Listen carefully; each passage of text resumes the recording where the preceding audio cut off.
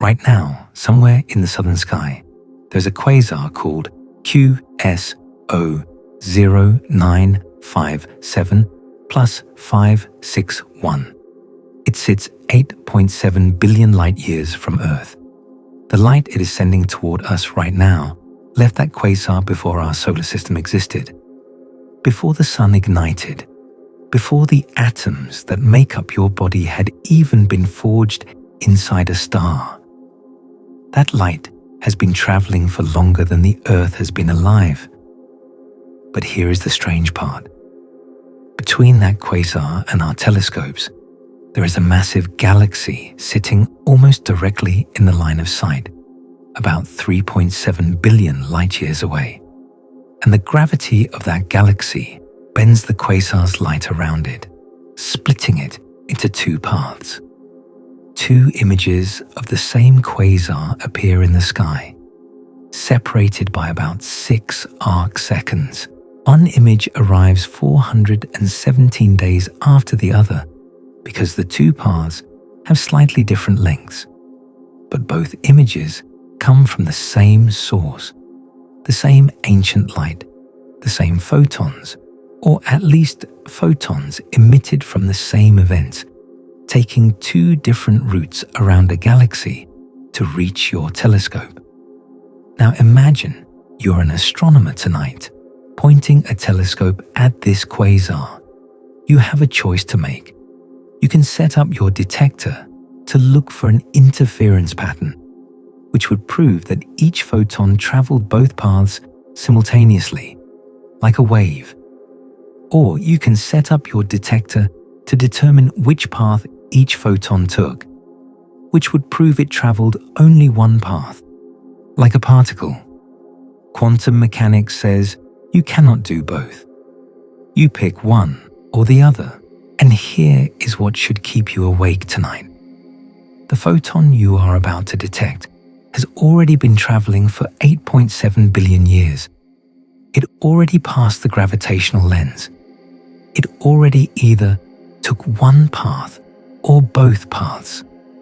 That happened billions of years before you were born, before Earth was born, before the sun existed. But according to quantum mechanics, your choice right now, tonight, in your observatory, determines which of those things the photon did.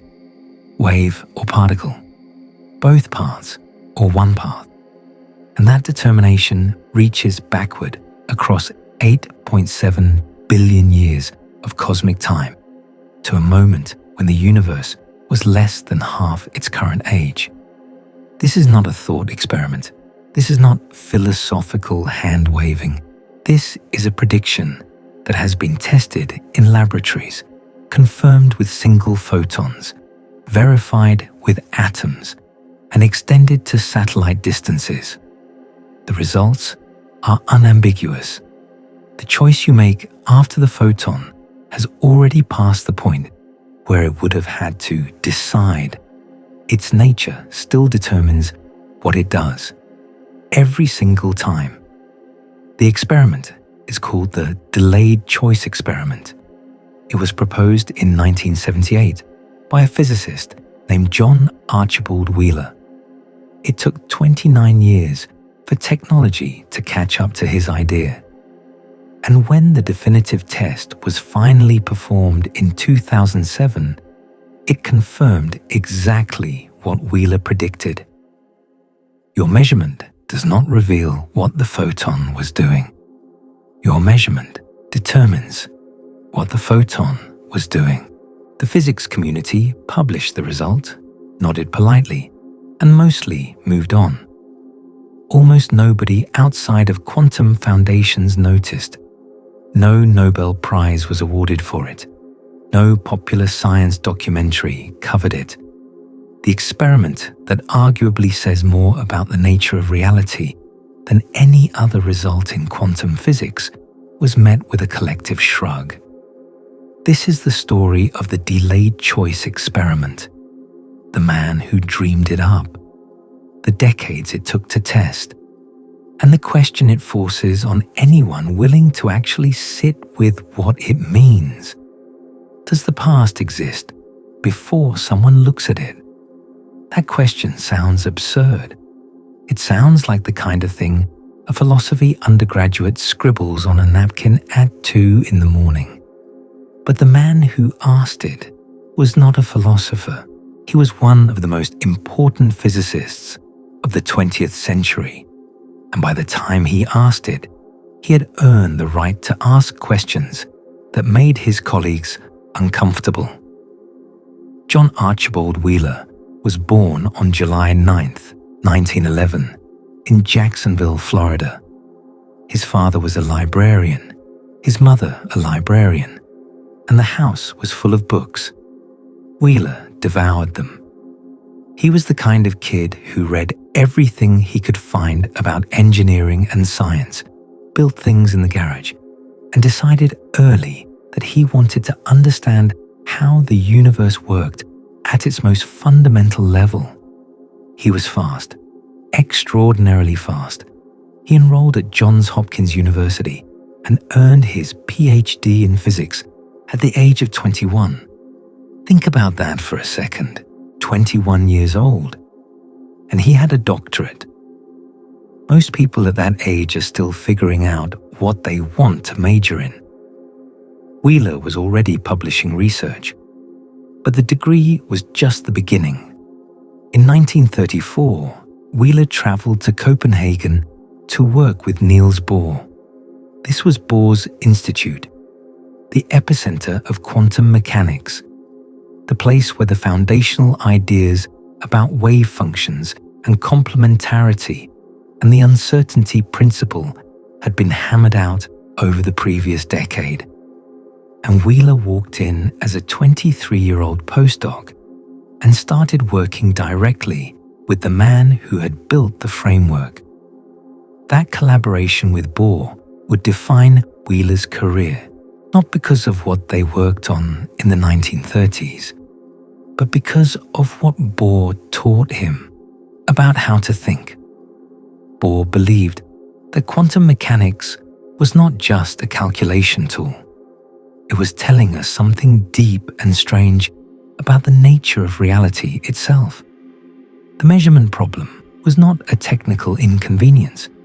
It was the central mystery, and Wheeler absorbed that conviction completely.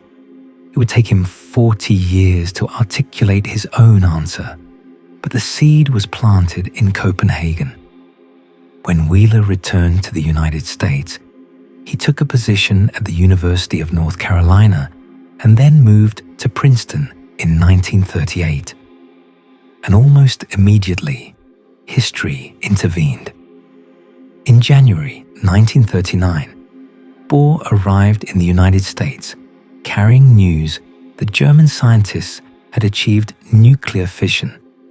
Wheeler and Bohr sat down together and, in a few extraordinary months, wrote the paper that explained the physics of nuclear fission. It was the theoretical foundation for everything that came next. Everything that came next was the Manhattan Project. Wheeler joined the effort. He was assigned to the Hanford site in Washington State, where the goal was to build the first plutonium production reactors. And here is where Wheeler's particular genius showed itself. The very first reactor at Hanford started up, ran beautifully for a few hours, and then mysteriously shut itself down. The power output just collapsed. Nobody knew why. Wheeler figured it out. A fission product called xenon, 135, was being created inside the reactor, and it was absorbing neutrons so efficiently that it was poisoning the chain reaction. Wheeler had actually predicted this possibility beforehand and had pushed for the reactor to be built with extra capacity, additional fuel channels beyond what the initial design called for. That conservative decision, which some engineers had resisted at the time, saved the entire plutonium program. Without Wheeler's insistence on those extra channels, the reactor could not have been redesigned to overcome the xenon poisoning. and the timeline for the bomb would have been thrown into chaos. But the war extracted a price from Wheeler that went beyond the professional. On October 25, 1944, his younger brother Joe Wheeler was killed in combat in Italy. Joe was fighting with the infantry, and he died in action at a time when the war in Europe was grinding toward its conclusion, but was still taking lives every single day. Wheeler never fully got over it.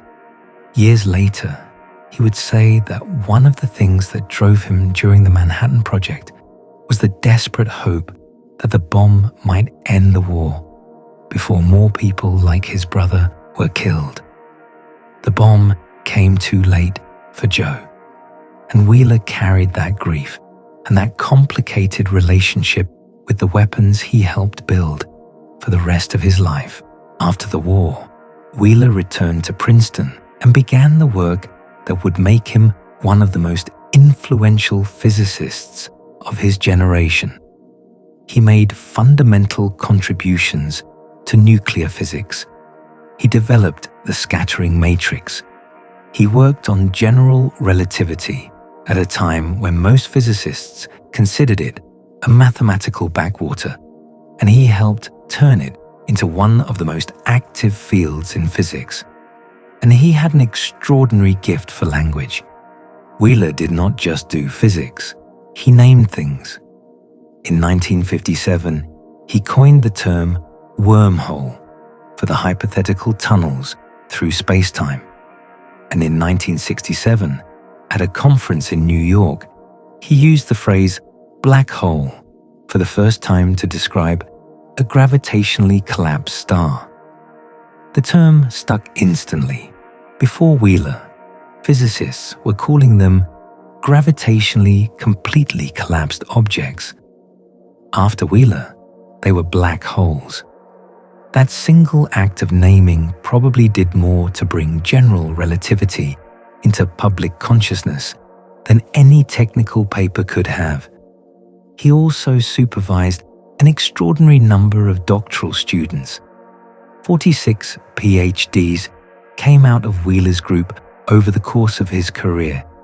His first doctoral student was Richard Feynman, who would go on to win the Nobel Prize and become perhaps the most famous physicist of the 20th century. Another student was Hugh Everett, who proposed the many worlds interpretation of quantum mechanics in 1957. Another was Kip Thorne, who would win the Nobel Prize in 2017 for the detection of gravitational waves. Another was Jacob Bekenstein, who discovered the connection between black holes and thermodynamics. The list goes on and on. Wheeler did not just do physics, he generated physicists. But through all of this, through the black holes and the wormholes and the nuclear physics and the parade of brilliant students, Wheeler kept coming back to the question that Bohr had planted in his mind decades earlier. What is measurement? What happens when you observe a quantum system? And what does it mean that the outcome seems to depend on whether you look? By the 1970s, Wheeler was in his 60s, and he had decided that this question was not just important. It was the question, the only question. Everything else was details. The universe was trying to tell us something through quantum mechanics, and we were not listening carefully enough. In 1978, at a conference in honor of Einstein at Princeton, Wheeler presented a thought experiment that he had been developing for several years. It was called the delayed choice experiment, and it was designed to push the measurement problem to its absolute breaking point. To understand why Wheeler's proposal was so disturbing, you need to see the experiment that had been troubling physicists for nearly 2 centuries. It is called the double slit experiment, and Richard Feynman once said that it contains the only mystery of quantum mechanics. He was not exaggerating. The setup is simple. You have a barrier with two thin slits cut into it, and behind the barrier, you have a detection screen. You fire particles at the barrier one at a time. If the particles are behaving like little bullets, like particles in the classical sense, you would expect to see two clusters of hits on the screen, one behind each slit. Simple, intuitive, wrong. What actually appears is an interference pattern, alternating bands of high and low intensity, exactly like the pattern you see when two ripples in a pond overlap. This is the signature of wave behavior. Somehow, each particle is interfering with itself, as though it passed through both slits simultaneously and the two paths interacted with each other on the way to the screen. Already, this is strange. A single particle passing through two slits at the same time? But it gets worse. Much worse. If you put a detector at the slits to watch which slit each particle actually goes through, the interference pattern vanishes. The particles start behaving like bullets again. Two clusters. No wave behavior. The simple act of looking changes the outcome. And it is not that the detector is physically disturbing the particles. Physicists have spent decades designing ever more delicate detection methods, and the result is always the same. If you have information about which slit the particle went through, no interference. If you do not have that information, interference. The pattern depends on whether the information exists, not on whether anyone actually looks at it. This is the heart of quantum mechanics, and it is genuinely strange. A particle does not have a definite state until it is measured. It exists in what physicists call a superposition, a combination of all possible states at once. The measurement forces the particle to choose one definite outcome. But before the measurement, asking what the particle is really doing does not seem to have a meaningful answer. Now, for decades, physicists had a comfortable way of thinking about this. They assumed that the particle decides what it is doing at the slits. It arrives at the barrier, and at that moment, either it goes through both slits as a wave, or it goes through one slit as a particle. The measurement at the slits forces the choice. The decision happens at the decision point. Wheeler looked at this and asked a question that made everybody uncomfortable. What if the particle does not decide at the slits? What if the decision happens later at the detector? And what if you can delay your choice of how to detect the particle until after it has already passed the slits? Think about what that would mean. The particle passes the slits. It either went through both or just one. That already happened. It is in the past. And then, after the fact, you decide how to measure it. If you look for interference, you find interference, which means the particle went through both slits. If you look for which path information, you find a definite path, which means the particle went through one slit. Your choice, made after the particle has already passed the slits, determines what the particle did when it passed the slits. This is the delayed choice experiment. And it was Wheeler's way of showing that the comfortable story about particles deciding at the slits was not just incomplete, it was wrong. The measurement does not reveal a pre-existing state. The measurement, in some very real sense, creates the state, and it creates it retroactively, reaching back to a moment that has already occurred. Wheeler visualized this with what he called the smoky dragon.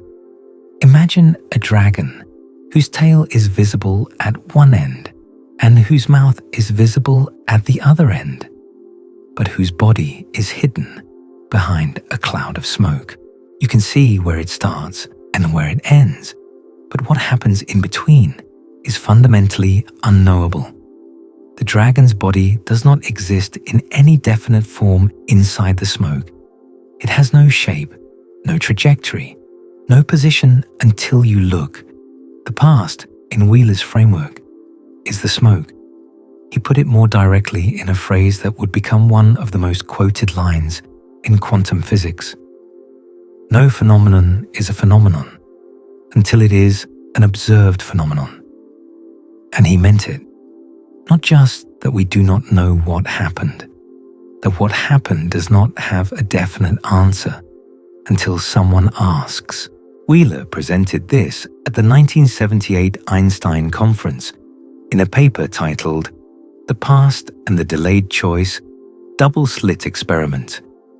He elaborated on it further in 1983 in a landmark essay called Law Without Law, published in the book Quantum Theory and Measurement that he co-edited with Wojciech Surek. And in these papers, Wheeler took the thought experiment to its most extreme conclusion. He proposed the cosmic version. Take the gravitational lens scenario. A quasar billions of light years away, its light bent around a galaxy, arriving at Earth via two different paths. The photon has been traveling for billions of years. It passed the gravitational lens billions of years ago. And now, tonight, an astronomer chooses how to detect it, interference or which path. And that choice determines what the photon did at the lens. Billions of years before anyone on Earth was alive to make any choice about anything. Wheeler wrote, "We decide what a photon shall have done after it has already done it." And he was not speaking metaphorically. He was describing the literal prediction of quantum mechanics applied to a delayed measurement. He also famously said, "The past has no existence except as it is recorded in the present." And he proposed what he called the participatory universe, the idea that observers are not passive witnesses to a pre-existing reality. Observers, through the act of measurement, participate in bringing reality into existence, not just in the present, but retroactively, reaching back to events that occurred before the observer existed. This was, to put it mildly, a controversial position. Many of Wheeler's colleagues thought he had gone too far. They were comfortable with the mathematical formalism of quantum mechanics. They could calculate interference patterns and predict experimental outcomes with extraordinary precision. But Wheeler was asking what it all meant. And the answer he was proposing, that the past is not fixed until it is measured, was the kind of thing that made hard-nosed experimentalists very nervous. But Wheeler had a response to the nervous experimentalists. Test it. He had designed the thought experiment specifically so that it could be tested, not easily, not with 1970s technology, but eventually. The prediction was clear. If you delay your choice of measurement until after the photon has passed the point where it would have had to decide, and if you can make that choice truly random and truly space-like separated from the photon's earlier trajectory, the results should still depend on your choice. If quantum mechanics is right, the delayed choice should work. If our intuition about the past being fixed is right, it should fail. The race to test it was about to begin, but it would take nearly 3 decades and 3 generations of increasingly clever experiments before technology finally caught up to Wheeler's imagination. The first serious attempt came in 1984 at the University of Maryland. Carol Alley, along with Oleg Jakubowicz and William Wicks, built a tabletop version of Wheeler's thought experiment using a Mach-Sender interferometer. This is a standard optical setup where a single photon enters through a beam splitter, which sends it along two separate paths. The paths recombine at a second beam splitter, and detectors at the two outputs record where the photon ends up. Here is the key feature. If the second beam splitter is in place, the two paths interfere with each other, and the photon shows wave behavior. You see an interference pattern. If you remove the second beam splitter, the photon simply goes one way or the other, and you see particle behavior. Which path information?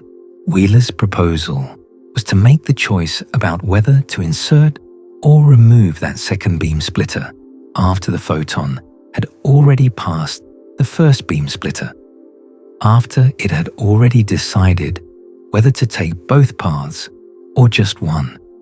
If classical intuition is right, removing the second beam splitter after the photon has committed to wave behavior should not change anything. The photon already went both ways. Too late to take it back. Alley's team built the apparatus and ran the experiment. And the results matched Wheeler's prediction. When they inserted the second beam splitter, they saw interference. When they removed it, they saw which path behavior, and the choice was made after the photon had entered the interferometer. But there were caveats, significant ones. The Maryland experiment used attenuated laser light, not true single photons. This matters because attenuated laser light still has classical wave properties that could mimic quantum interference. The experiment was suggestive, but not definitive. Critics could argue that the results were consistent with a classical wave explanation. 3 years later, in 1987, a team at the Max Planck Institute in Munich pushed further. Thomas Helmuth, Herbert Walter, Arthur Zionk, and Marlon Scully built a delayed choice experiment with an 8-meter path length, published in Physical Review A. Their apparatus was more sophisticated, and the delay between the photon entering the interferometer and the choice being made was longer. But they still used attenuated beams, not single photons. Then in 1989, at the University of Frankfurt, Jürgen Balzun, Eberhard Moeller, and Werner Martinsen achieved something the previous experiments had not. They used parametric fluorescence to generate actual single photon states. For the first time, the delayed choice experiment was being performed with genuine quantum particles, not just dimmed classical light. The results confirmed Wheeler's prediction with true single photons. But even the Frankfurt experiment had a limitation: the timing.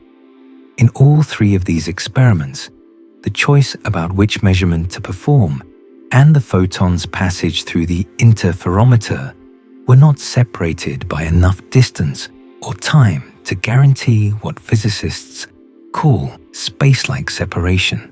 In principle, information about the choice could have traveled at the speed of light and reached the photon before it finished its journey. The experiments were consistent with Wheeler's prediction, but a sufficiently clever critic could construct a scenario where the apparatus was somehow communicating the choice to the photon in time for the photon to adjust its behavior. This might sound like a paranoid objection, but in physics, especially in quantum foundations, closing loopholes matters enormously. The history of Bell test experiments had taught the community this lesson.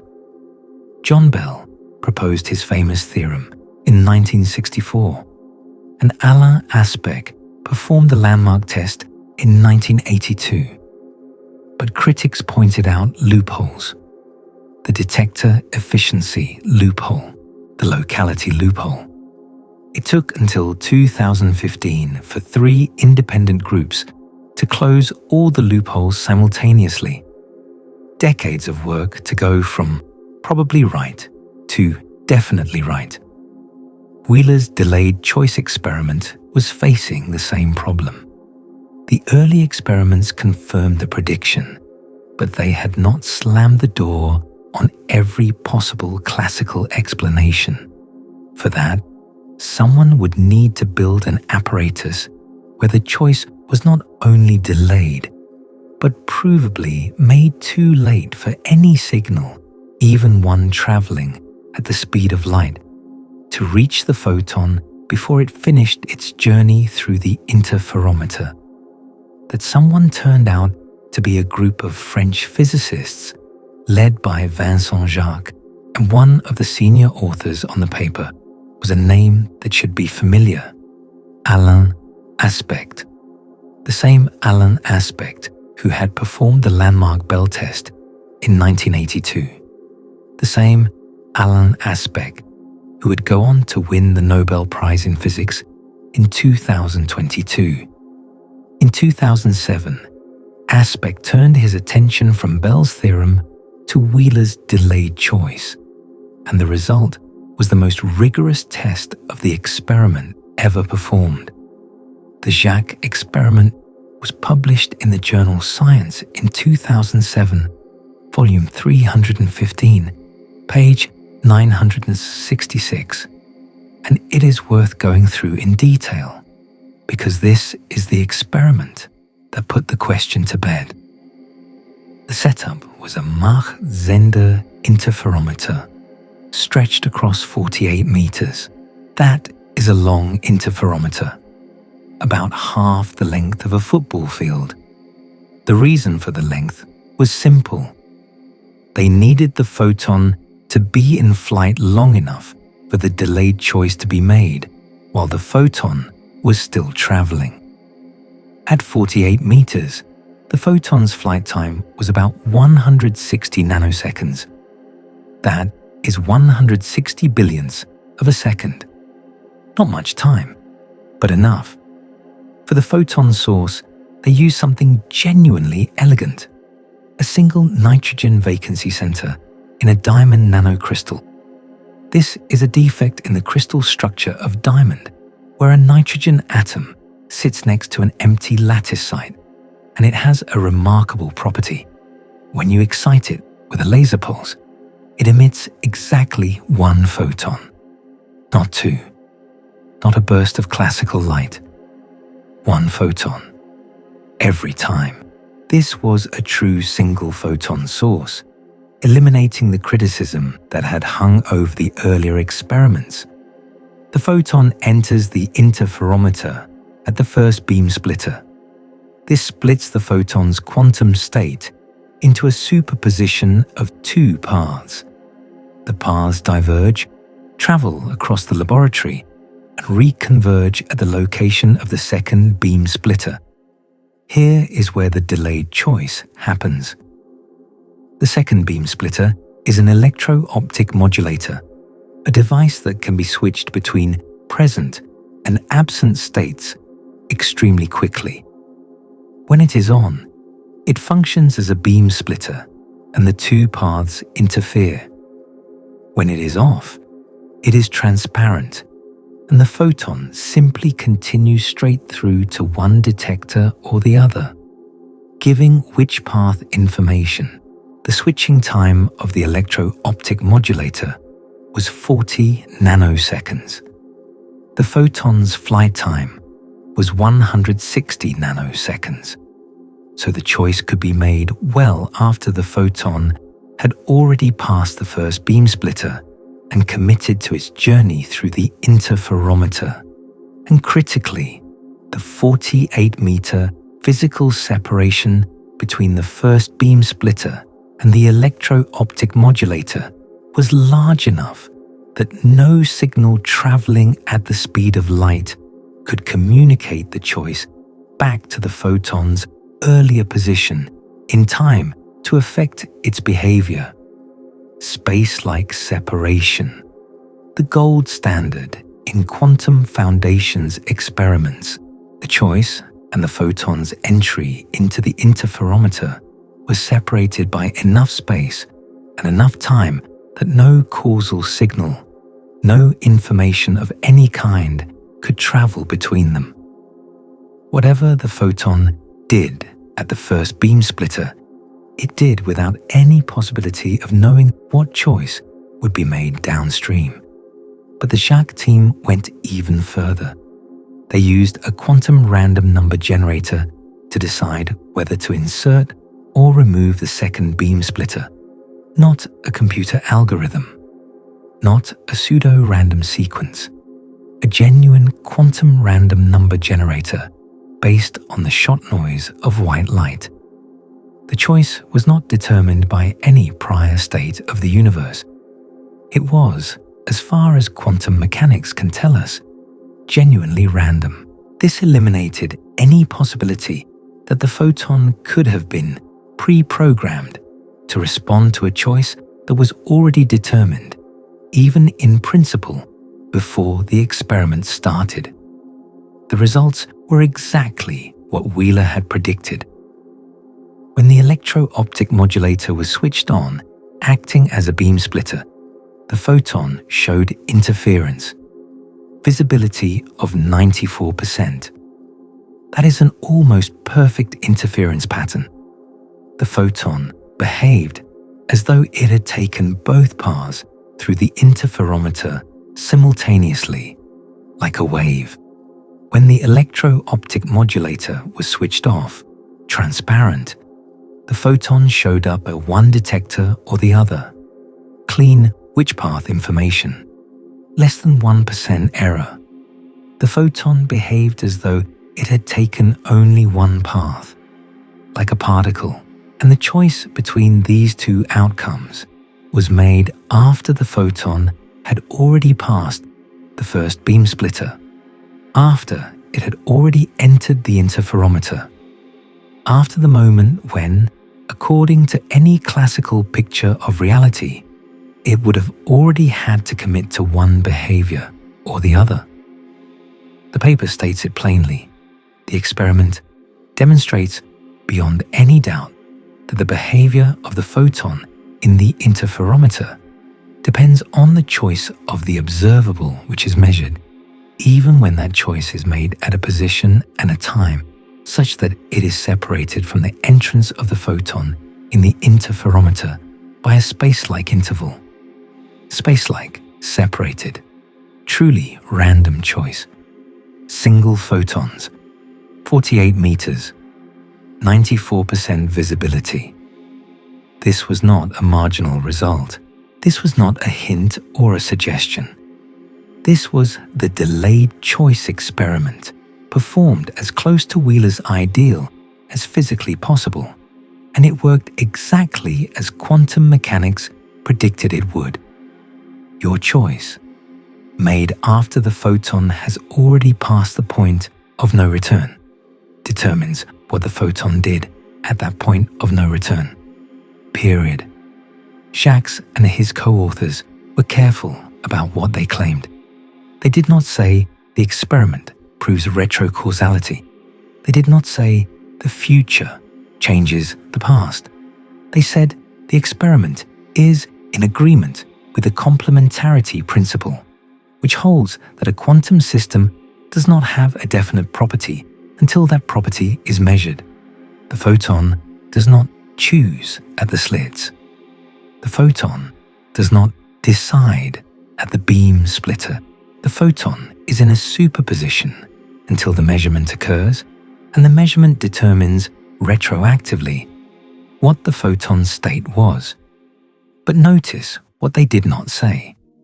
They did not say the photon was really a wave the whole time, or really a particle the whole time. They said the question of what the photon was doing before the measurement is not well defined. the past state of the photon does not have a determinate answer until the present measurement gives it one. Wheeler's smoky dragon. No body between the tail and the mouth. No trajectory between the source and the detector. The past, for this photon, did not exist as a definite fact until someone chose to look. This paper was published in Science, one of the two most prestigious scientific journals in the world. The lead experimentalist, Alain Aspect, was already one of the most famous living physicists. The result confirmed a prediction made by one of the most important theoretical physicists of the 20th century. You would think this would have been front-page news. It was not. Outside of quantum foundation circles, the paper barely made a ripple. No popular science documentary covered it. No mainstream science journalist wrote a long-form piece about it. The experiment that demonstrated, under the most rigorous conditions ever achieved, that your present choice determines what a photon did in the past was published, cited by specialists, and quietly filed away. Part of the reason is that the result does not violate quantum mechanics. It confirms it. There is no paradox from the theory's perspective. Quantum mechanics never said the photon had a definite state before measurement. The Copenhagen interpretation built this ambiguity in from the very beginning. So when the delayed choice experiment confirms that, yes, the photon really does not have a definite past until you measure it, the theory just nods. Of course, we told you so. But the philosophical implications are staggering. And this is what Wheeler understood that many of his colleagues chose to ignore. The theory might be comfortable with the idea that the past is not fixed, but we are not. Our entire experience of reality is built on the assumption that what happened, happened, that the past is done, that events occur in sequence, and each one is a settled fact by the time the next one begins. The delayed choice experiment takes that assumption and lights it on fire. And the Jacques experiment was only the beginning. Over the next decade, a series of increasingly dramatic experiments would push the delayed choice concept further than anyone expected, into entanglement, into space, into the realm of massive particles. Each one would make the question harder to avoid. Does the past exist before someone looks at it?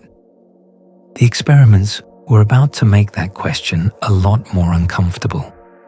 But before we get to those experiments, we need to deal with something that has caused more confusion about the delayed choice than almost anything else in physics. It is called the delayed choice quantum eraser. And if you have spent any time watching physics videos on YouTube, you have almost certainly encountered it. You may have heard that it proves the future can change the past. You may have heard that erasing information about a photon's path retroactively restores an interference pattern. You may have heard that the experiment demonstrates retrocausality. None of that is true. And the fact that these claims have been repeated thousands of times across hundreds of videos, including by otherwise reliable science communicators, is one of the most persistent misunderstandings in all of popular physics. So let us clear it up. The experiment in question was performed in 1999 and published in 2000 by Yoon-Ho Kim, Rong Yu, Sergei Kulik, Yanhua Shi, and Marlon Scully. It is a beautiful and genuinely subtle experiment, but what it actually shows is very different from the story that has been repeated across hundreds of YouTube videos. Here is the setup. You create pairs of entangled photons using a special crystal called beta barium borate. Each pair consists of a signal photon and an idler photon. The signal photon travels to a detector called D0, which is just a screen that records where the photon lands. The idler photon travels through a more complicated path involving beam splitters and mirrors that eventually send it to one of 4 other detectors, labeled D1 through D4. The signal photon passes through a double slit on its way to D0, so you might expect to see an interference pattern at D0. But here is the catch. Because the signal and idler photons are entangled, measuring the idler photon's path can give you information about which slit the signal photon went through. And if which path information exists, even in principle, even if nobody looks at it, the interference pattern at D0 should vanish. And it does. If you look at the total pattern of all signal photons arriving at D0, you see a featureless blob. No interference. Nothing interesting. Just a smooth distribution with no fringes. Now here is where the erasing comes in. The idler photon's path through the apparatus is designed so that some of the detectors, D1 and D2, are set up in a way that erases the which path information. When the idler lands at D1 or D2, you can no longer tell which slit the signal photon went through. Other detectors, D3 and D4, preserve the which path information. After the experiment is over, you go back and sort the signal photon hits at D0 based on which detector their entangled idler partner hit. And here is the result that has launched 1,000 misleading YouTube videos. When you select only the signal photons whose idlers hit D1 and plot them separately, you see an interference pattern. When you select only the ones whose idlers hit D2, you also see an interference pattern, but shifted by half a fringe width, so the peaks of one align with the troughs of the other. When you select the ones whose idlers hit D3 or D4, you see clumps with no interference. And here is the claim that gets repeated endlessly. The idler photon is detected after the signal photon, so the erasure of which path information happens after the signal photon has already been recorded at D0. Therefore, erasing the information in the future retroactively created the interference pattern in the past. This is wrong. Completely, unambiguously, demonstrably wrong. And here is why. Look at D0 again. The total pattern at D0, the one you see before doing any sorting, is always a featureless blob. Always. It does not matter what happens to the idler photons. It does not matter which detectors they hit. It does not matter whether anyone erases information or preserves it. The total pattern at D0 never changes. There is no interference pattern at D0 until you do the post-selection. The interference only appears when you sort the data after the fact, using classical information about which detector the idler photon hit. And that classical information has to travel from the idler detectors to whatever computer is doing the sorting. And that transmission happens at the speed of light or slower. You cannot see the interference pattern at D0 in real time. You can only see it after the experiment is over, and you have correlated each signal photon with its idler partner. This means there is no retrocausality. Nothing that happens to the idler photon changes anything observable at D0. The total pattern at D0 is always the same blob. The sub-patterns that show interference are only visible through post-selection, which requires classical communication, which cannot travel faster than light. Ruth Kastner, a philosopher of physics at the University of Maryland, published a paper in Foundations of Physics in 2019 with the title, "The Delayed Choice, Quantum Eraser, Neither Erases Nor Delays." The title says it all. The erasure is not really erasure. It is post-selection. And the delay is not really a delay that matters, because nothing observable changes at D0, regardless of timing. PBS Spacetime, one of the most popular physics channels on YouTube, originally released a video claiming the quantum eraser proved retrocausality. They later issued a correction video featuring physicist Mithuna Yoganathan, acknowledging that the original video was misleading. Sabine Hossenfelder, a theoretical physicist with a large YouTube following, released a detailed debunking video in 2021 explaining why the retrocausality interpretation is incorrect. So why does this matter for the delayed choice experiment? Because the quantum eraser is not the same thing as Wheeler's delayed choice, and the confusion between them has muddied the waters for decades. Wheeler's delayed choice experiment shows that the behavior of a single photon depends on a measurement choice that is made after the photon has committed to its path through the apparatus. This is real, confirmed, and deeply strange, but it does not involve retrocausality. The photon does not have a definite past to be changed. It is in a superposition until measurement, and the measurement determines rather than reveals its properties. The quantum eraser shows something different. It shows that entangled photons exhibit correlations that can be sorted into interference and non-interference subsets through post-selection. This is real, confirmed, and interesting. But it does not involve erasure or retrocausality. The total pattern at D0 is always the same, and the sorting requires classical information that travels at normal speeds. David Ellerman, a mathematician and philosopher at the University of California, Riverside, identified what he called the separation fallacy at the heart of the confusion. People assume that when a photon enters the interferometer, it must be projected into some definite state, either both paths or one path.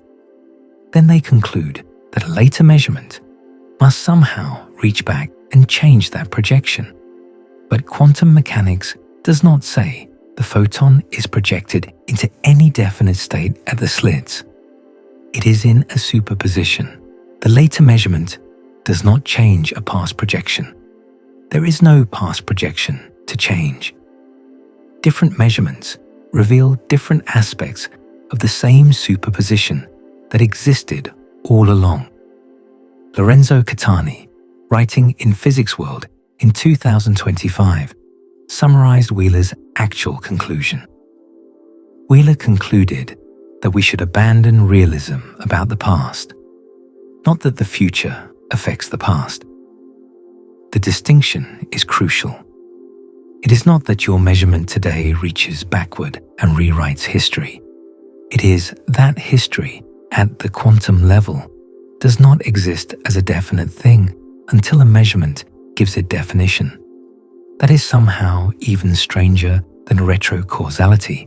It is the claim that the past itself is indeterminate, not unknown, not hidden, indeterminate.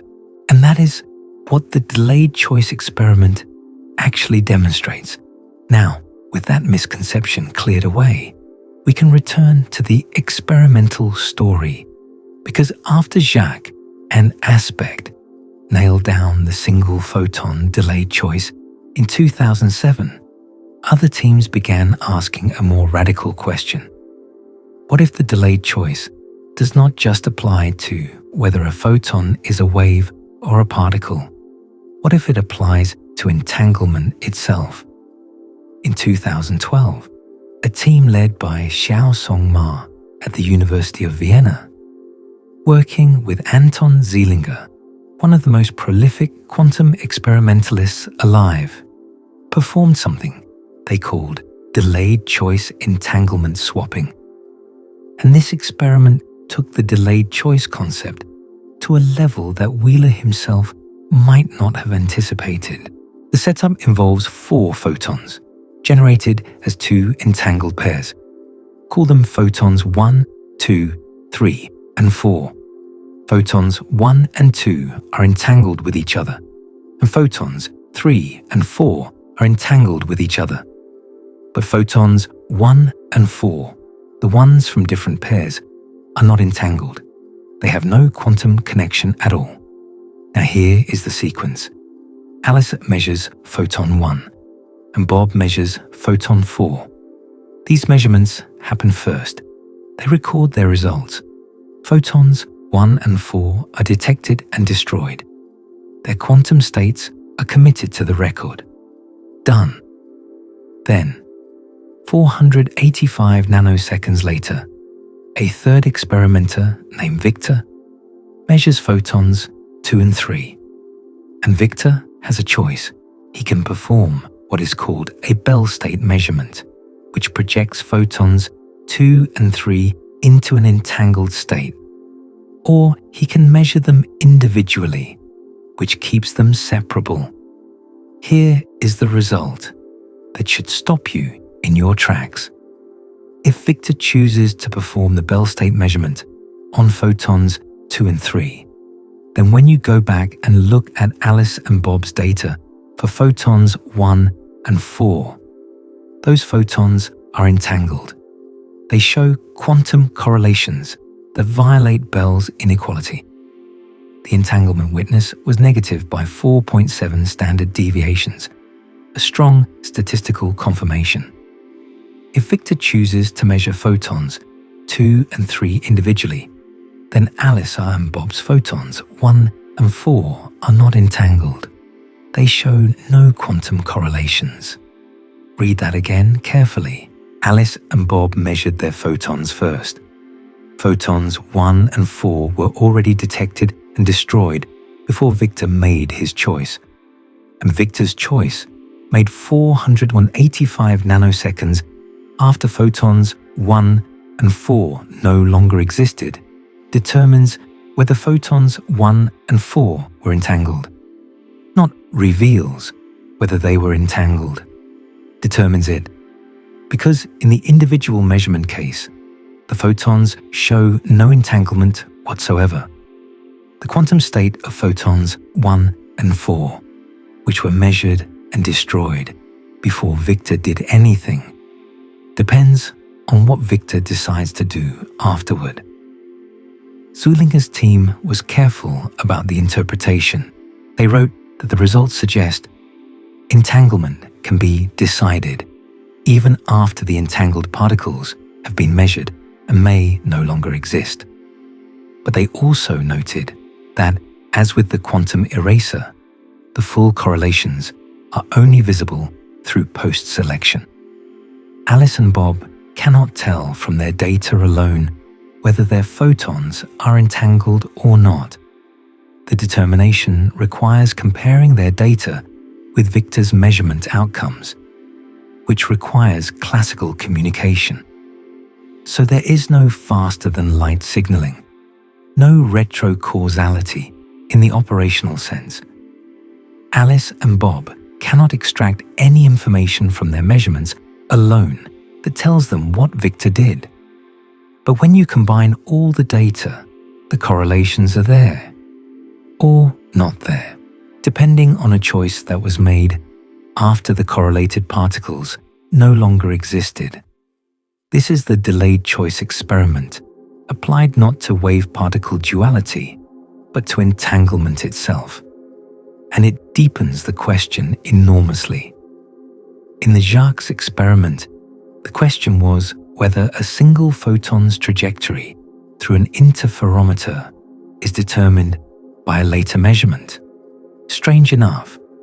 But in the MR experiment, the question is whether the quantum correlations between two particles that have already been measured and destroyed can be determined by what a third person does to completely different particles after the original particles are gone.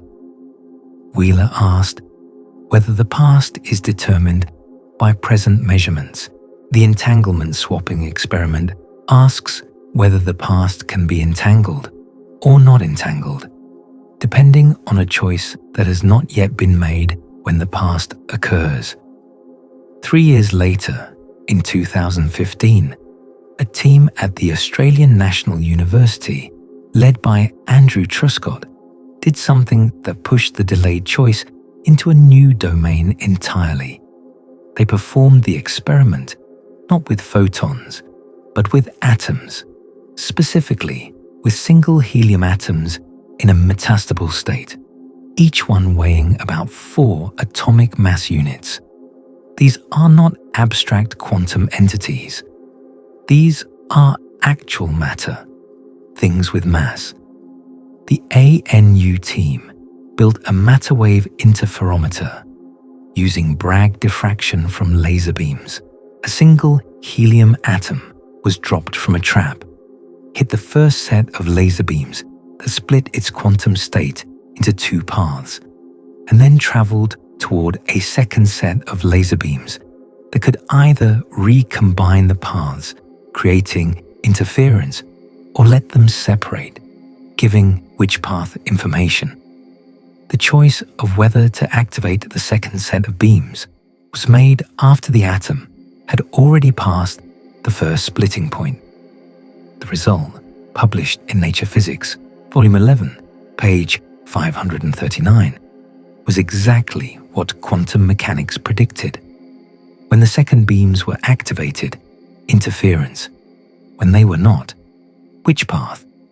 And the choice was delayed until after the atom had already been split into 2 paths. This mattered because atoms are not photons. Photons are massless.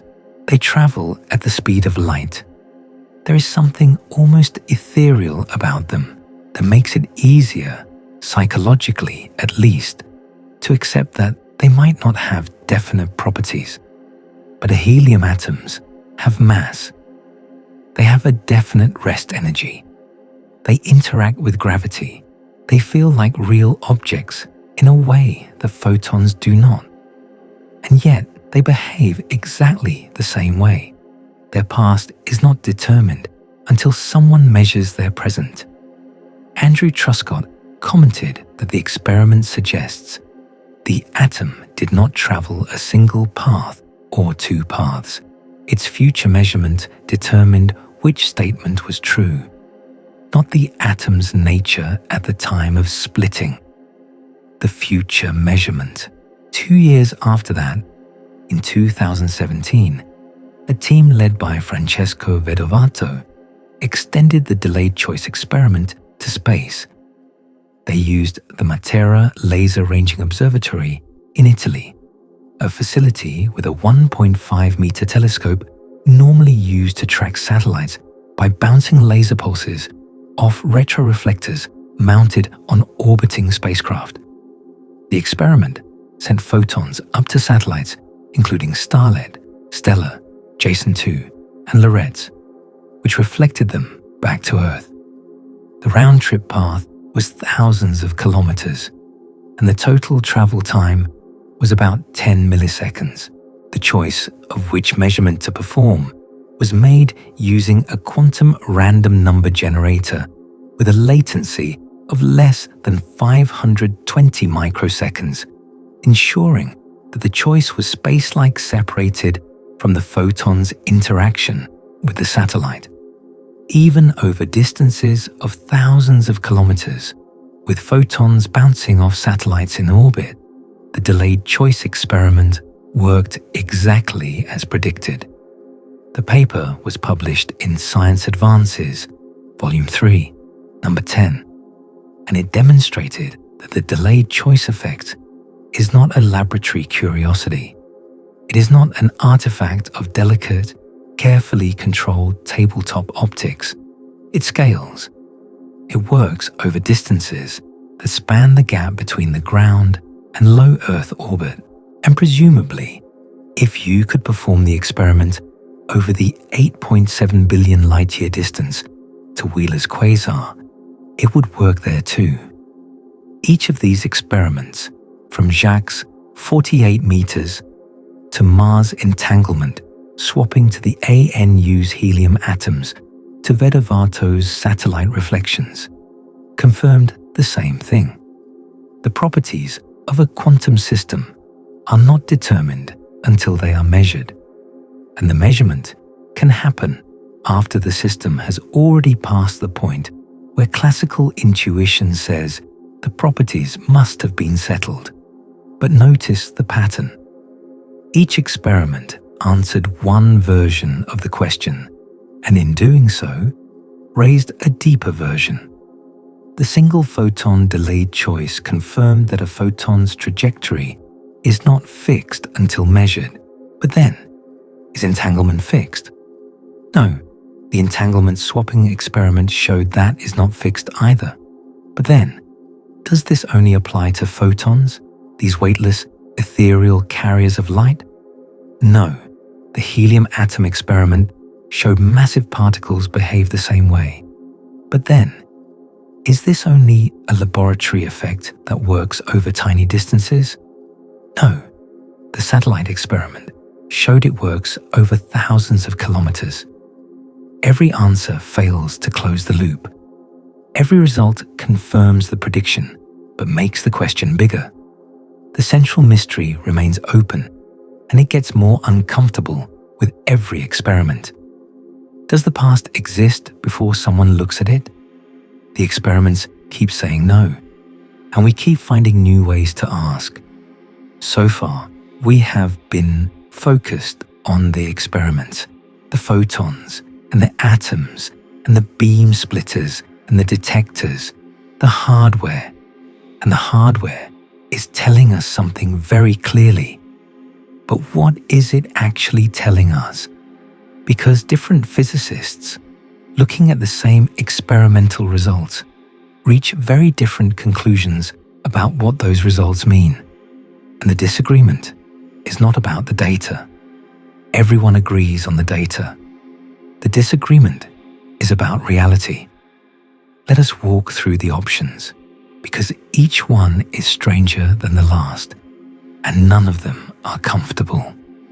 The first option is the one that Niels Bohr would have endorsed, and it is the one that Wheeler himself leaned toward for most of his career.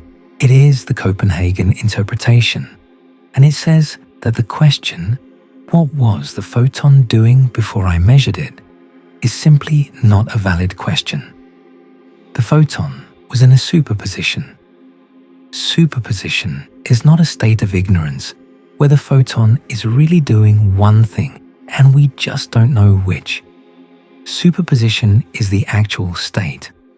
The photon is genuinely in both states at once, or more precisely, the concept of which state does not apply until a measurement forces it to. Under Copenhagen, the delayed choice experiment is not surprising at all. Of course, the measurement determines the outcome. That is what measurement does. There is no past to change because there was no definite past to begin with.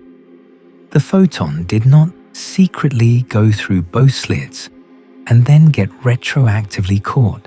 It was in a superposition from the moment it was emitted until the moment it was detected, and the measurement at the detector is when the story begins, not when it ends.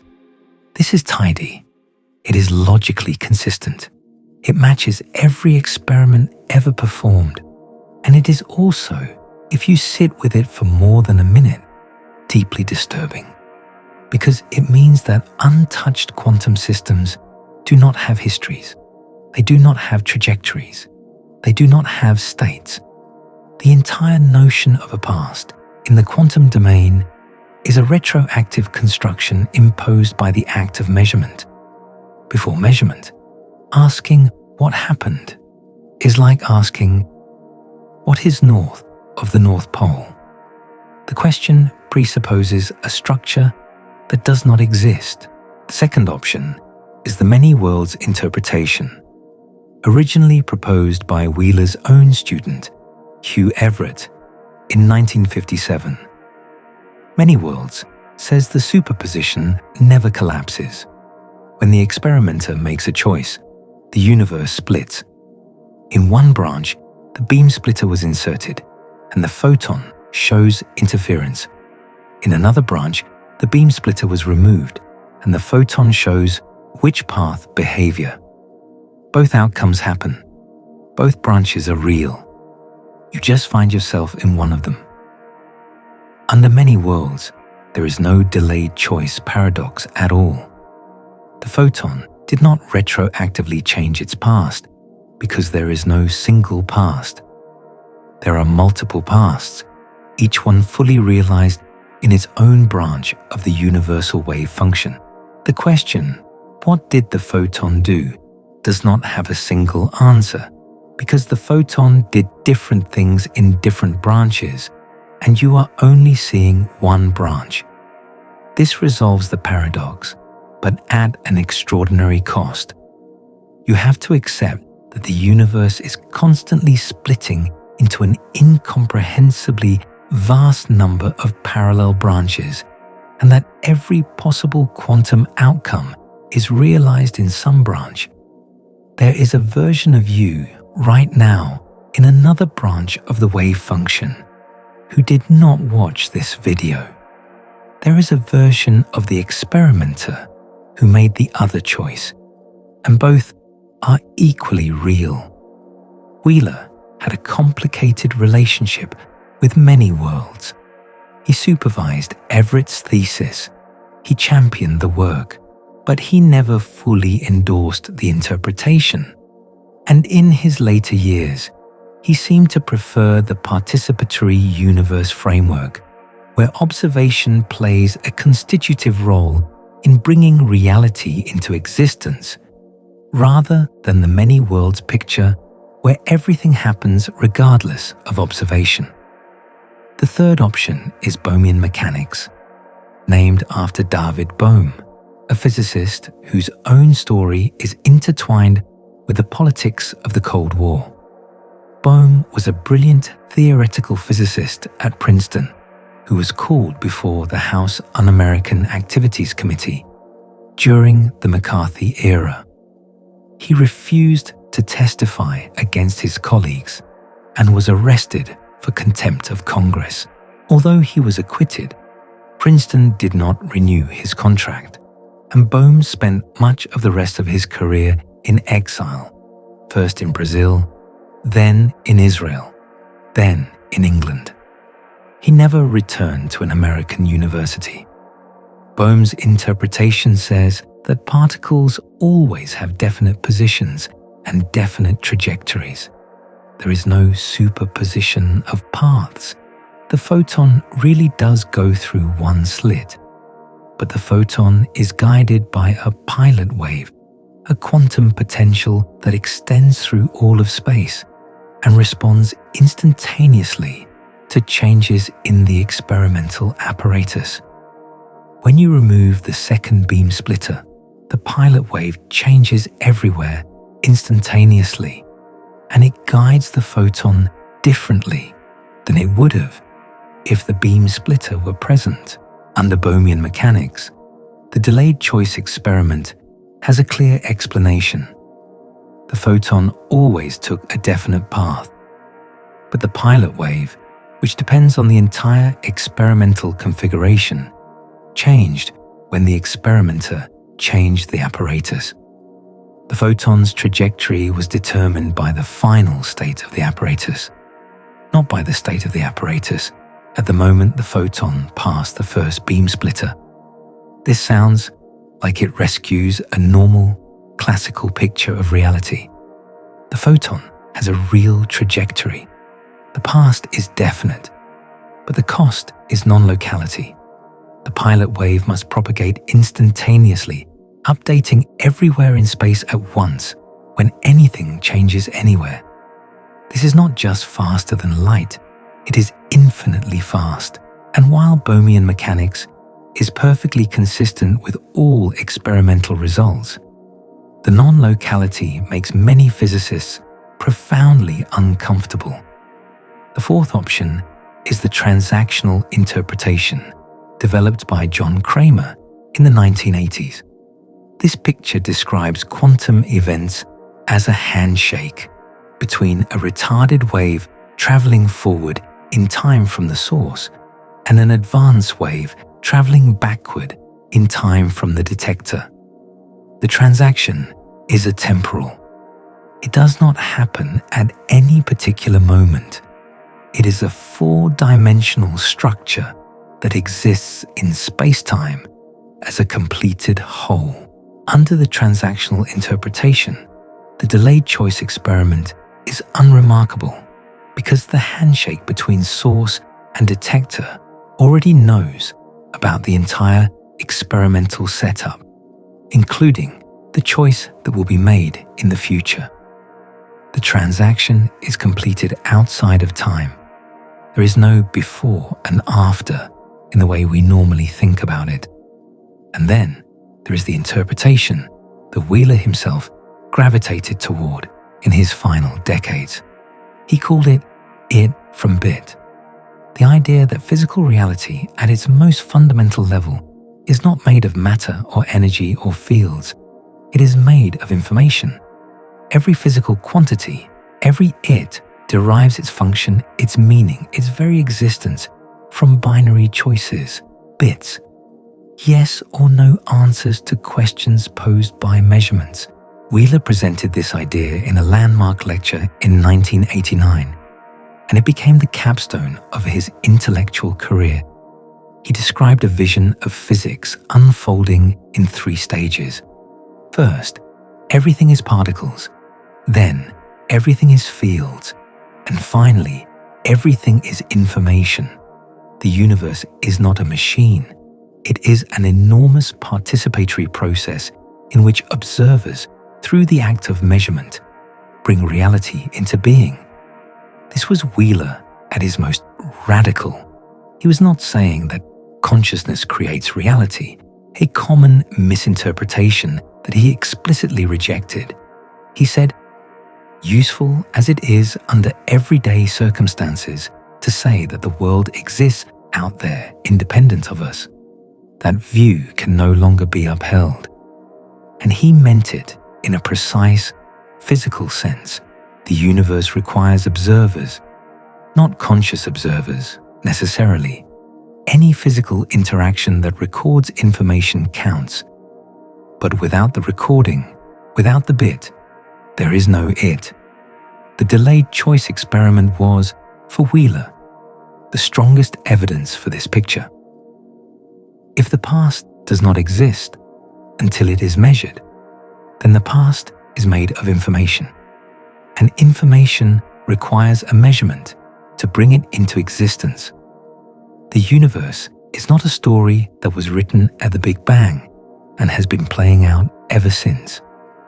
It is a story that is being written right now by every measurement, in every laboratory and every telescope and every atom that interacts with every other atom. Feynman once described Wheeler's thinking style this way. He said that when you listen to Wheeler, you would think he was crazy. And then you would unwrap layers of what seemed like craziness and find a powerful kernel of truth underneath.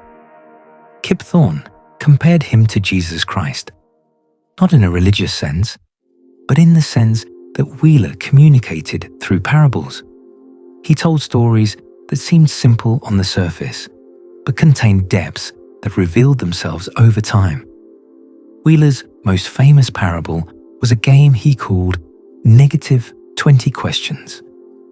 In the normal game of 20 questions, one person thinks of an object, and the others try to guess it through yes or no questions. In Wheeler's version, the person answering the questions does not think of an object at the beginning. They make up their answers as they go, with only one constraint. Every answer must be consistent with all previous answers. The object is not determined at the start of the game. It is gradually created by the questions and answers, and the final object, when it emerges, is as much a creation of the questioners as of the answerer. That, Wheeler said, is how the universe works. There is no predetermined answer. Reality is created by the questions we ask. And the delayed choice experiment is the clearest demonstration of this principle, because it shows that even questions asked about the past create the past, rather than revealing it. Whether you find this inspiring or terrifying probably says something about your philosophical temperament. But what it does not depend on is the experimental evidence. The experiments are clear, from single photons to entangled pairs to massive atoms to satellite distances. The delayed choice works every time. The question of what it means is still being debated, but the question of whether it is real was settled years ago, and yet almost nobody knows about it. That statement needs some explaining, because the delayed choice experiment was not performed in secret. It was not classified or suppressed or hidden behind a paywall in some obscure journal. The definitive version was published in Science, which is one of the two most prestigious scientific journals on the planet. One of the co-authors, Alain Aspect, was already famous and would later win the Nobel Prize. The theoretical prediction came from John Archibald Wheeler, a man who had supervised Richard Feynman, coined the term black hole, and helped build the atomic bomb. These are not fringe figures working in a basement. These are the establishment. And yet, if you walk up to 100 people on the street and ask them what experiment changed our understanding of reality in 2007, not one of them will say the Jacques delayed choice experiment. Most of them will not even know what you are talking about. Plenty of physics undergraduates have never heard of it. It is not in most introductory quantum mechanics textbooks. It has not been the subject of a major documentary. It was never featured on the cover of a mainstream science magazine. The experiment that arguably demonstrates the most counterintuitive feature of quantum mechanics, that present measurements determine the past, was published, confirmed, and then quietly forgotten by almost everyone outside of quantum foundations. So, what happened? How does a result this important get ignored? The answer has several layers, and they are worth untangling because they reveal something about how physics actually works as a discipline, as a community, as a culture with its own blind spots and status hierarchies and unspoken rules about which questions are worth asking. The first layer is the simplest. The delayed choice experiment does not violate quantum mechanics. It confirms it. And in physics, confirmations do not make headlines. Violations do. If the Jacques experiment had shown that quantum mechanics was wrong, that the photon's past was fixed regardless of the measurement choice, that would have been the biggest discovery in decades. Papers would have been written. Careers would have been made. The Nobel Committee would have taken notice. But the experiment showed that quantum mechanics is correct. The photon behaves exactly as the theory predicts, and the theory has been predicting this kind of behavior since the 1920s. So from the theory's perspective, there is nothing to see here. The equations work. Move on. This is the fundamental problem. Quantum mechanics is spectacularly good at predicting experimental outcomes. It has never been wrong. Not once, in nearly a century of testing, and the delayed choice experiment is not a case where the theory fails. It is a case where the theory succeeds, and the success has philosophical implications that are profoundly uncomfortable. But physics, as a professional discipline, has spent most of the last 100 years training its practitioners to care about predictions and not about philosophy. This attitude has a name. It is called "shut up and calculate," a phrase usually attributed to Richard Feynman, although the actual origin is disputed. Some scholars trace it to David Mermin. Regardless of who said it first, the sentiment pervades the culture of physics. The wave function gives you the right answers. Use it.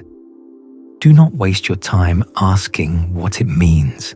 Questions about the nature of reality, about what the math is telling us about what exists, are dismissed as philosophy, not physics. And philosophy in many physics departments is not a compliment. Wheeler pushed back against this attitude his entire career. He believed that the meaning of quantum mechanics was the most important question in physics, not a distraction from physics, the central question of physics. But Wheeler was unusual. He had the stature to ask uncomfortable questions without being dismissed. Most physicists do not have that luxury, especially young ones. A graduate student who spends too much time worrying about the measurement problem instead of calculating scattering cross-sections is a graduate student whose advisor starts having uncomfortable conversations about career prospects. To see how deep this attitude runs, consider a poll conducted by Physics World magazine in 2002. They asked physicists to vote on the most beautiful experiment in physics. The winner, by a wide margin, was the double slit experiment.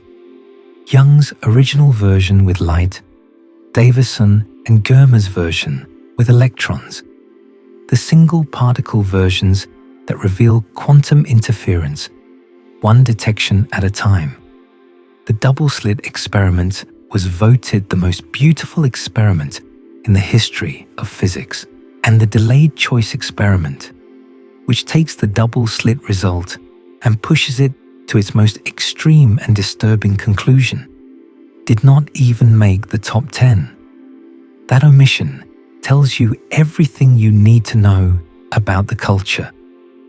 Physicists love the double slit experiment because it is elegant, surprising, and contained. It raises the question of wave-particle duality in a clean, self-contained way. The delayed choice experiment takes that same question and makes it genuinely threatening. It does not just say that particles behave strangely. It says that the past behaves strangely, and the physics community, as a collective, would rather admire the beautiful question than confront the terrifying answer. The best popular science coverage of Wheeler's ideas came not from a physics journal, but from Discover magazine. In 2002, journalist Tim Folger visited Wheeler at his home. Wheeler was 90 years old at the time, and Folger found him still sharp, still passionate, still insisting that the measurement problem was the most important question in science. The article, titled, "Does the Universe Exist If We're Not Looking?" was one of the few mainstream pieces to take Wheeler's delayed choice argument seriously. But it appeared in a popular magazine, not a physics journal, and it reached a general audience rather than the professional community that needed to hear it most. The second layer is competition. The delayed choice experiment was proposed in 1978 and definitively tested in 2007. But between those two dates, the Quantum Foundation's community was consumed by a different experimental program, Bell tests. And Bell tests got all the attention. John Stuart Bell, a physicist at CERN, proposed his famous theorem in 1964. The theorem places mathematical constraints on any physical theory that tries to explain quantum correlations using hidden variables while preserving locality. If those constraints are violated, then either hidden variables do not exist or information can travel faster than light. Bell's theorem gave experimentalists something they could actually test, and they tested it. Stuart Friedman and John Clauser performed the first serious Bell test in 1972 at Berkeley. Alain Aspect, the same Aspect who would later co-author the Jacques delayed choice paper, performed a more rigorous version in 1982 in Paris, with rapid switching of the measurement settings to close the locality loophole. And then, for the next 3 decades, a succession of ever more sophisticated Bell tests chipped away at the remaining loopholes: the detector efficiency loophole, the freedom of choice loophole, the memory loophole. In 2015, 3 independent groups at Delft, at NIST in Boulder, and at Vienna simultaneously performed loophole-free Bell tests that closed all the major loopholes at once. These experiments were major scientific events. They were covered by the New York Times, by Nature, by Science. They were celebrated as definitive proof that quantum mechanics is non-local, that entangled particles really do exhibit correlations that cannot be explained by any local hidden variable theory. And in 2022, the Nobel Prize in Physics was awarded to Alain Aspect, John Clauser, and Anton Zeilinger for experiments with entangled photons, establishing the violation of Bell inequalities and pioneering quantum information science. Bell tests had triumphed. The decades of work, the loophole closing, the ever more rigorous experiments, all of it culminated in the highest honor physics can bestow. Now look at the timeline. The definitive delayed choice experiment was published in 2007. The loophole-free Bell tests came in 2015. The Nobel was awarded in 2022. The delayed choice experiment was, in a sense, overshadowed by a parallel experimental program that was pursuing a related but different question, and that had a clearer narrative arc. Bell tests answered a specific question. Are there local hidden variables? The answer was no. That is a clean result. It fits neatly into a Nobel citation. The delayed choice experiment answers a messier question. What is the nature of the past? That is not the kind of question that lends itself to a clean Nobel citation. It is not even clear which interpretation of the results is correct. Copenhagen says the question is meaningless. Many worlds says all pasts are real. Bohmian mechanics says the past is real, but guided by non-local waves. The experimental result is unambiguous, but the interpretation is contested. And the Nobel Committee, historically, prefers results with clear interpretations. There is also a third layer, and this one is more subtle. The delayed choice experiment is hard to explain correctly in popular science. The quantum eraser confusion is proof of that. Dozens of YouTube videos and popular science articles have tried to explain versions of the delayed choice experiment, and many of them have gotten it wrong. They claim retrocausality. They claim the future changes the past. They invoke consciousness. And when the corrections come, when physicists explain that the quantum eraser does not actually prove any of those things, the audience feels cheated, like they were promised something amazing and it was taken away. The actual delayed choice experiment, properly understood, is more subtle than retrocausality. It says that the past is indeterminate, not that the future changes the past. That distinction is crucial but difficult to communicate.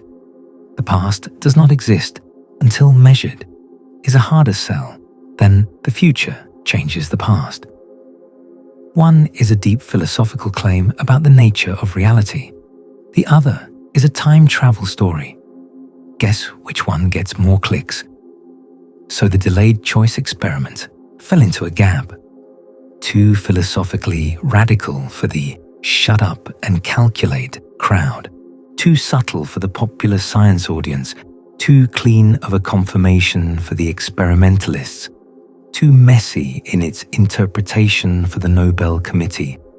And overshadowed by a competing experimental program that had a clearer narrative and a more famous champion. Wheeler saw this coming. In his later years, he expressed frustration that the physics community was not taking the interpretive questions seriously enough. He wrote that the measurement problem was the most important question in physics, perhaps in all of science. He argued that understanding what quantum mechanics means was not philosophy. It was physics, the hardest physics there is, and he pushed his students and colleagues to engage with it, even when the profession's incentive structures pointed in a different direction. In 1976, Wheeler made an unusual move. At an age when most professors are thinking about retirement, he left Princeton, where he had spent nearly 4 decades, and moved to the University of Texas at Austin. He wanted a fresh start, a new group of students, a new intellectual environment. And at Texas, freed from some of the institutional weight of Princeton, he threw himself into the questions that had been burning since his days with Bohr in Copenhagen. The nature of observation, the role of information, the participatory universe. It was during his Texas years that Wheeler developed the it from bit framework most fully. He gave lectures. He wrote papers with provocative titles. He drew his famous diagrams, the self-observing universe, the smoky dragon, the U-shaped figure with the eye looking back at its own origin. He convened workshops where he brought together physicists, information theorists, and philosophers to wrestle with the foundations. Some of his colleagues thought he had become eccentric. Others thought he was decades ahead of everyone else. Both assessments were probably right. Wheeler retired from Texas in 1986 and returned to Princeton, where he kept an office and continued writing well into his 90s. He was physically frail but mentally acute. Visitors would find him at his desk, surrounded by papers and notebooks, working on the same questions he had been working on since Bohr first showed him that quantum mechanics was trying to tell us something about the nature of existence. One of the things that made Wheeler remarkable was his generosity with ideas. He did not hoard insights. He scattered them. He would throw out provocative suggestions in lectures, in hallway conversations, in letters to colleagues, and then step back and let others develop them. The it from bit idea, the delayed choice thought experiment, the participatory universe, even the phrase black hole. All of these were seeds that Wheeler planted and then encouraged others to grow. He was not possessive about intellectual credit. He was possessive about intellectual ambition. He wanted physics to ask bigger questions. and he did not care who got the credit for answering them. But by the time the definitive experiment was published, Wheeler was 95 years old. He had moved from Princeton to the University of Texas at Austin in 1976, where he continued teaching and writing into his 80s. He retired from Texas in 1986, but never really stopped working. His mind remained active almost to the end. But the energy required to champion a result, to give talks, to write popular articles, to do the publicity work that turns a scientific paper into a cultural moment, was beyond what he could muster in his 90s. John Archibald Wheeler died on April 13, 2008, at the age of 96, from pneumonia. He died at his home in Hightstown, New Jersey, about 15 minutes from the Princeton campus, where he had spent the most productive decades of his career. His death was reported by the New York Times, which described him as a visionary physicist. The obituaries mentioned black holes and wormholes and the Manhattan Project and Richard Feynman. Almost none of them mentioned the delayed choice experiment. Wheeler had received the Enrico Fermi Award in 1968, the National Medal of Science in 1971, and the Wolf Prize in Physics in 1997. He was honored for his contributions to nuclear physics, general relativity, and quantum gravity. The delayed choice experiment, the work he himself considered his most important contribution to physics, was mentioned in passing, if at all. There is an irony here that Wheeler would have appreciated given his fondness for paradox.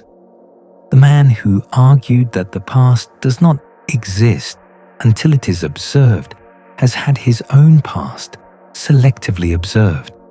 The black holes are remembered. The wormholes are remembered. The bomb is remembered. The students are remembered. But the experiment that Wheeler designed to crack open the deepest question in physics, the experiment that says the universe is participatory, that reality is not a movie that was filmed at the Big Bang and has been playing back ever since, but rather a story being written in real time by every act of observation.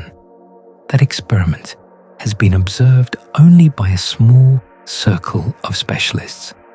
And according to Wheeler's own logic, that means its full significance has not yet been brought into existence.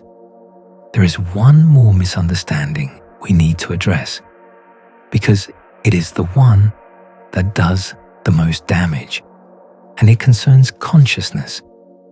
If you have been following along carefully, you might be tempted to make a leap. The measurement determines the past. Measurements are made by observers.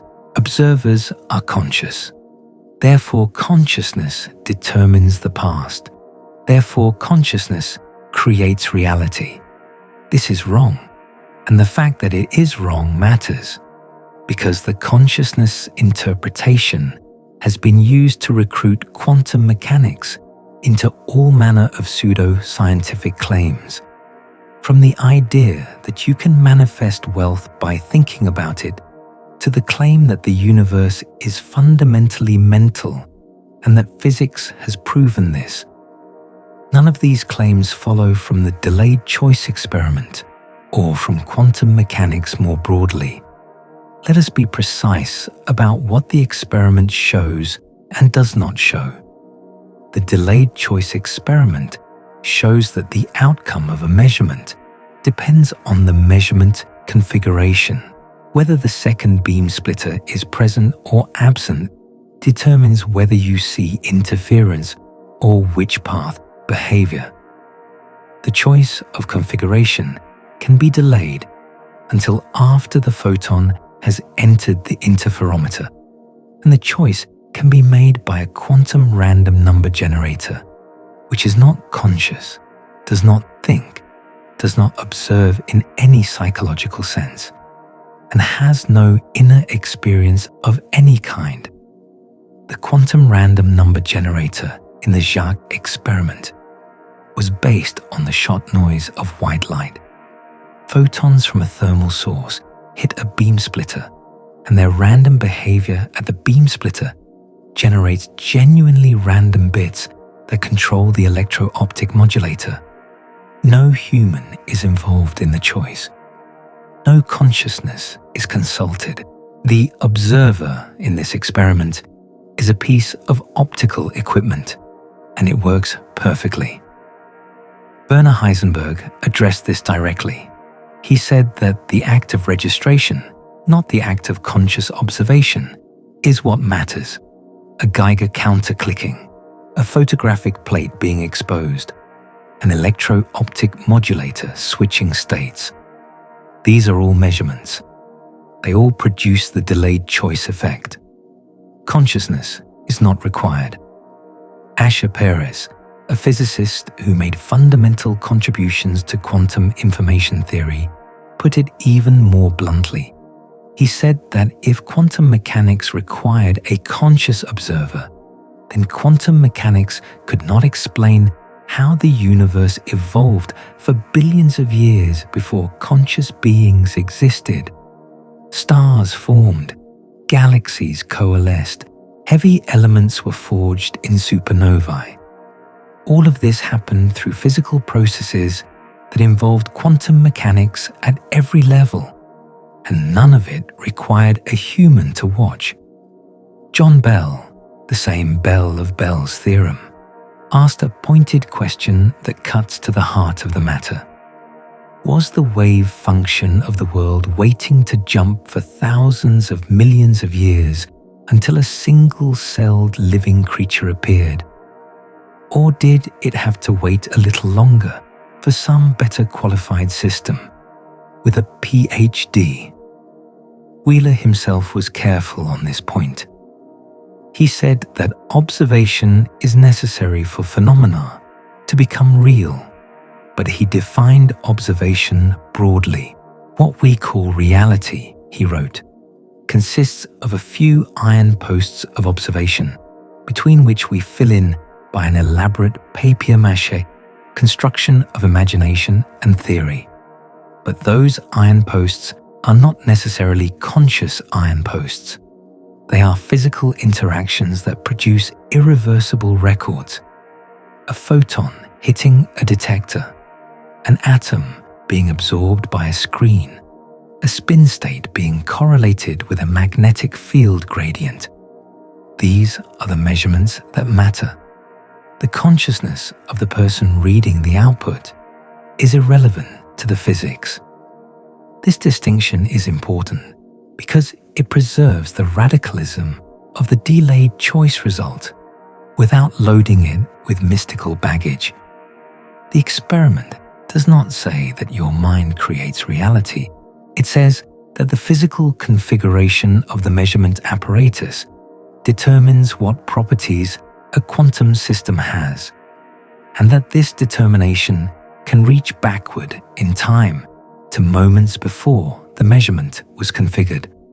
That is plenty strange on its own. It does not need consciousness to make it stranger. The temptation to invoke consciousness is understandable. The language of quantum mechanics, with its observers and measurements and collapses, sounds like it is talking about minds and perceptions. But the language is a historical accident, not a theoretical requirement. When Bohr and Heisenberg developed the Copenhagen interpretation in the late 1920s, they used the language of laboratory practice. Observers observe, measurements measure, but they did not mean that the observer's consciousness is the active ingredient. They meant that a physical interaction that produces an irreversible macroscopic record is the active ingredient. A photographic plate does not need to be conscious to record a photon. It just needs to undergo an irreversible chemical change.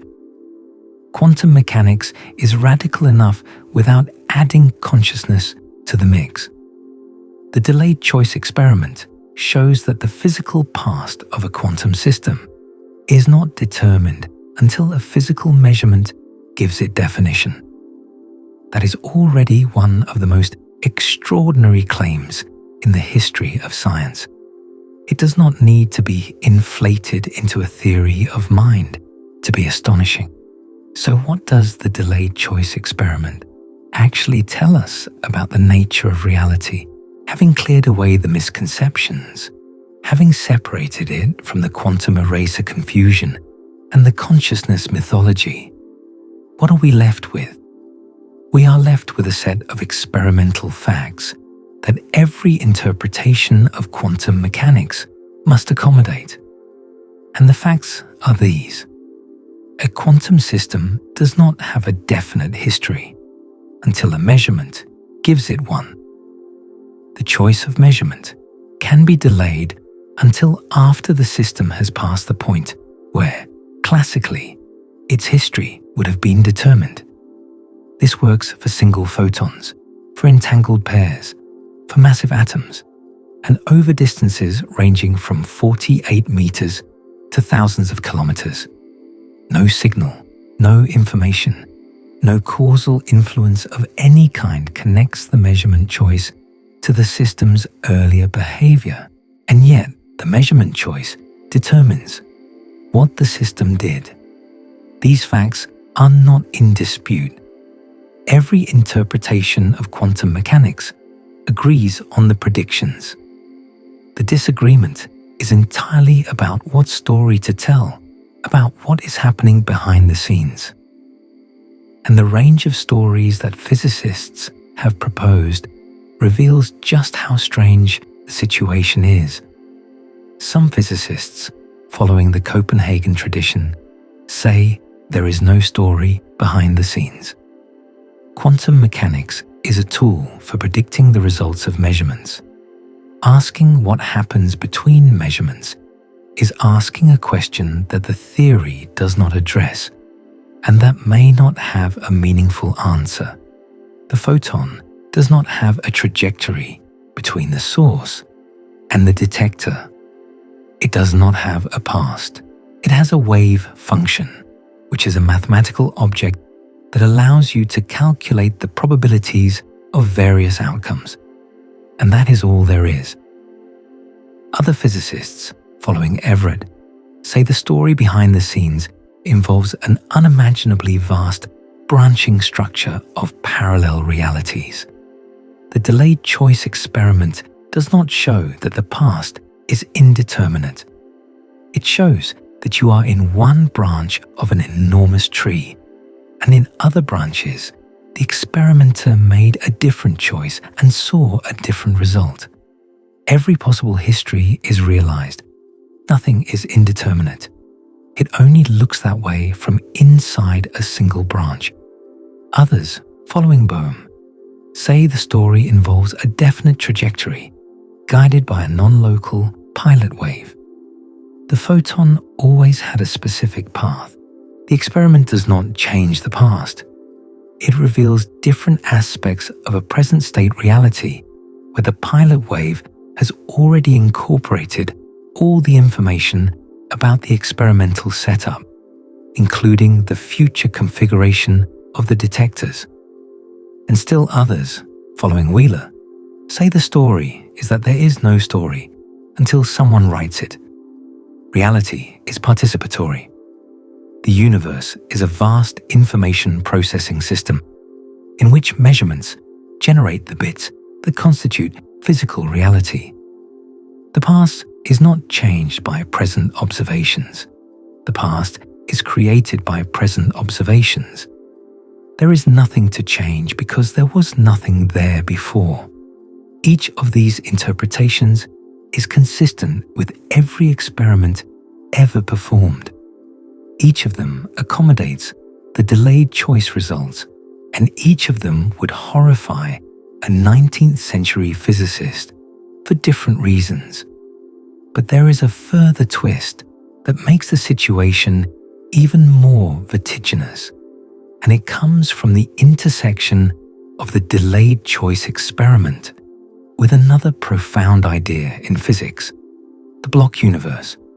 Einstein's general theory of relativity describes space-time as a four-dimensional structure in which past, present, and future all exist on equal footing. There is no universal now. There is no objective flow of time. The distinction between past, present, and future is, as Einstein wrote in a letter to the family of his friend Michel Besso shortly after Besso's death, merely a stubbornly persistent illusion. In the block universe picture, everything that has ever happened and everything that will ever happen exists simultaneously. The universe is a frozen four-dimensional block, and what we experience as the passage of time is a feature of our consciousness, not of reality. Now put these two ideas together.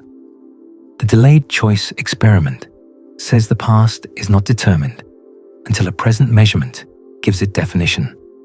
The block universe says the past, present, and future all exist simultaneously and equally. These two claims are in tension with each other. If the block universe is correct, then the past already exists, completely and definitively, and there is nothing for the delayed choice to determine. If the delayed choice is correct, then the past is not fixed, which means the block cannot be complete until every measurement has been made. This tension is not academic. It is not a puzzle for philosophers to argue about in seminar rooms. It goes to the heart of what we think existence means. When you remember something that happened to you 10 years ago, you assume that the event you are remembering actually occurred in a definite way. It is settled, done. The past is a fact. The delayed choice experiment says that assumption at the quantum level is wrong, and the quantum level is not some exotic realm disconnected from everyday experience. It is the foundation of everything. Every atom in your body is a quantum system. Every chemical bond, every neural firing, every photon of light entering your eyes right now is governed by quantum mechanics. The quantum level is not separate from the macroscopic world. It is the macroscopic world, viewed at high resolution. The relationship between quantum indeterminacy and the macroscopic definiteness we experience every day is one of the great unsolved problems in physics. It is called the quantum to classical transition, or more colloquially, the measurement problem. And the delayed choice experiment sharpens it to a razor's edge, because the experiment shows not just that quantum systems are indeterminate before measurement, it shows that this indeterminacy extends backward in time. The past is indeterminate, not just the present, not just the future, the past. You might reasonably ask whether this matters for anything larger than a photon.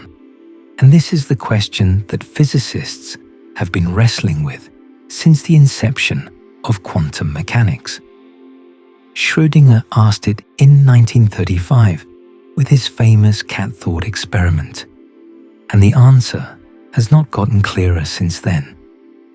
The standard response is that quantum effects are washed out at the macroscopic scale through a process called decoherence, which is real and well understood, but which does not actually solve the measurement problem. It just moves it. Decoherence explains why macroscopic superpositions are practically unobservable. It does not explain why they resolve into definite outcomes. The question of where and how the indeterminate becomes the definite remains open, and the delayed choice experiment is uniquely relevant to this question because it shows that the transition from indeterminate to definite can be controlled by an experimenter's choice, and that the timing of that choice relative to the system's evolution does not matter. In the Jacques experiment, the photon was in flight for 160 nanoseconds.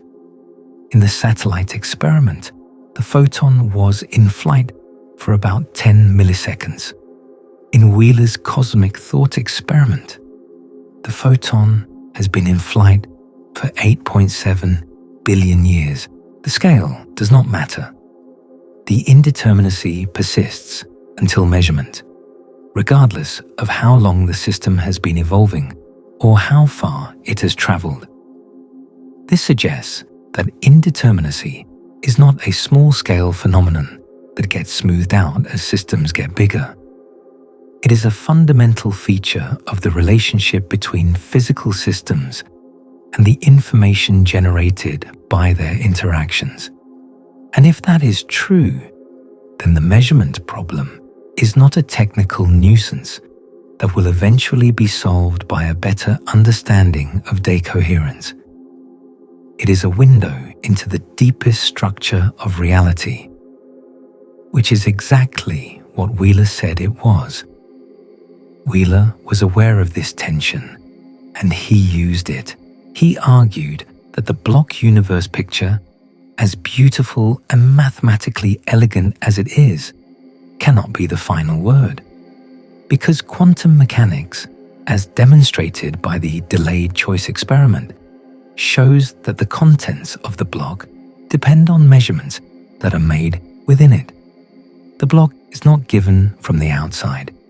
It is constructed from the inside by the physical processes that generate information. The universe does not come preloaded with a fixed history. The history is assembled piece by piece, measurement by measurement, as the universe evolves. There is something poignant about Wheeler's insistence on this point. Remember his brother Joe, killed in Italy in 1944. Wheeler carried that loss for more than 60 years.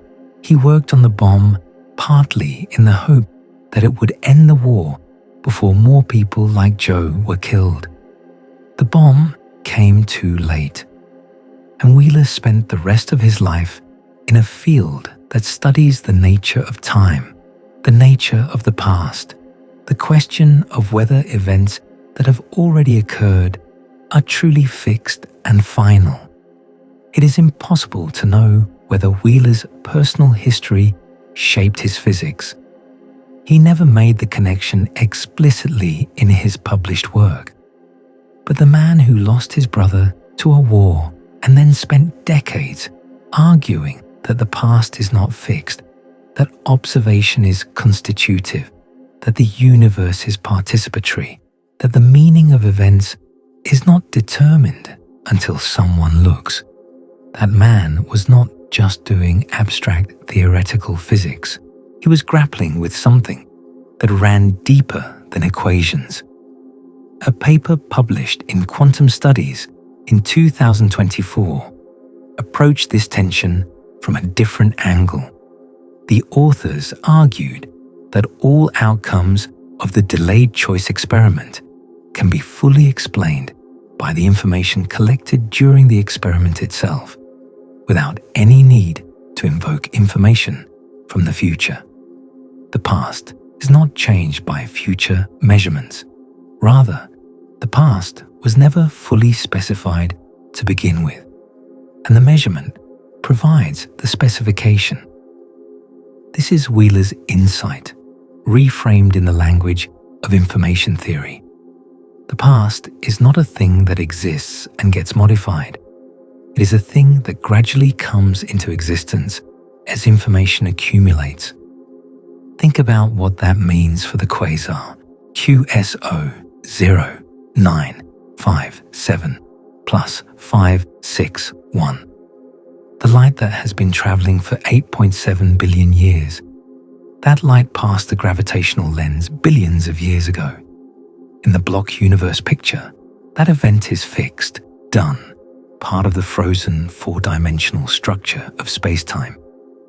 but in the participatory universe picture, the nature of that event, whether the photon went both ways around the lens or just one way, is not fixed.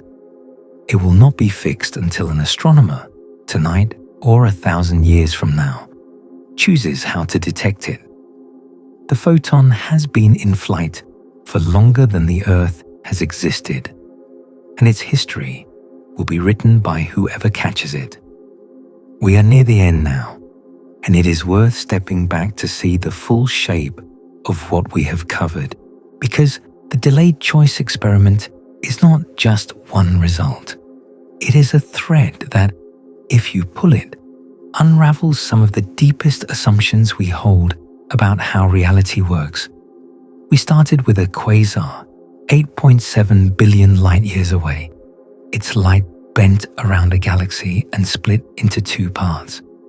We met the man who imagined using that quasar to ask whether the past is fixed, a man who earned his PhD at 21, worked with Bohr, helped build the Bohm, lost his brother to the war, coined the term black hole, supervised Feynman, and spent his final decades arguing that the most important question in physics was not about particles or forces or fields, but about information, about what it means to observe.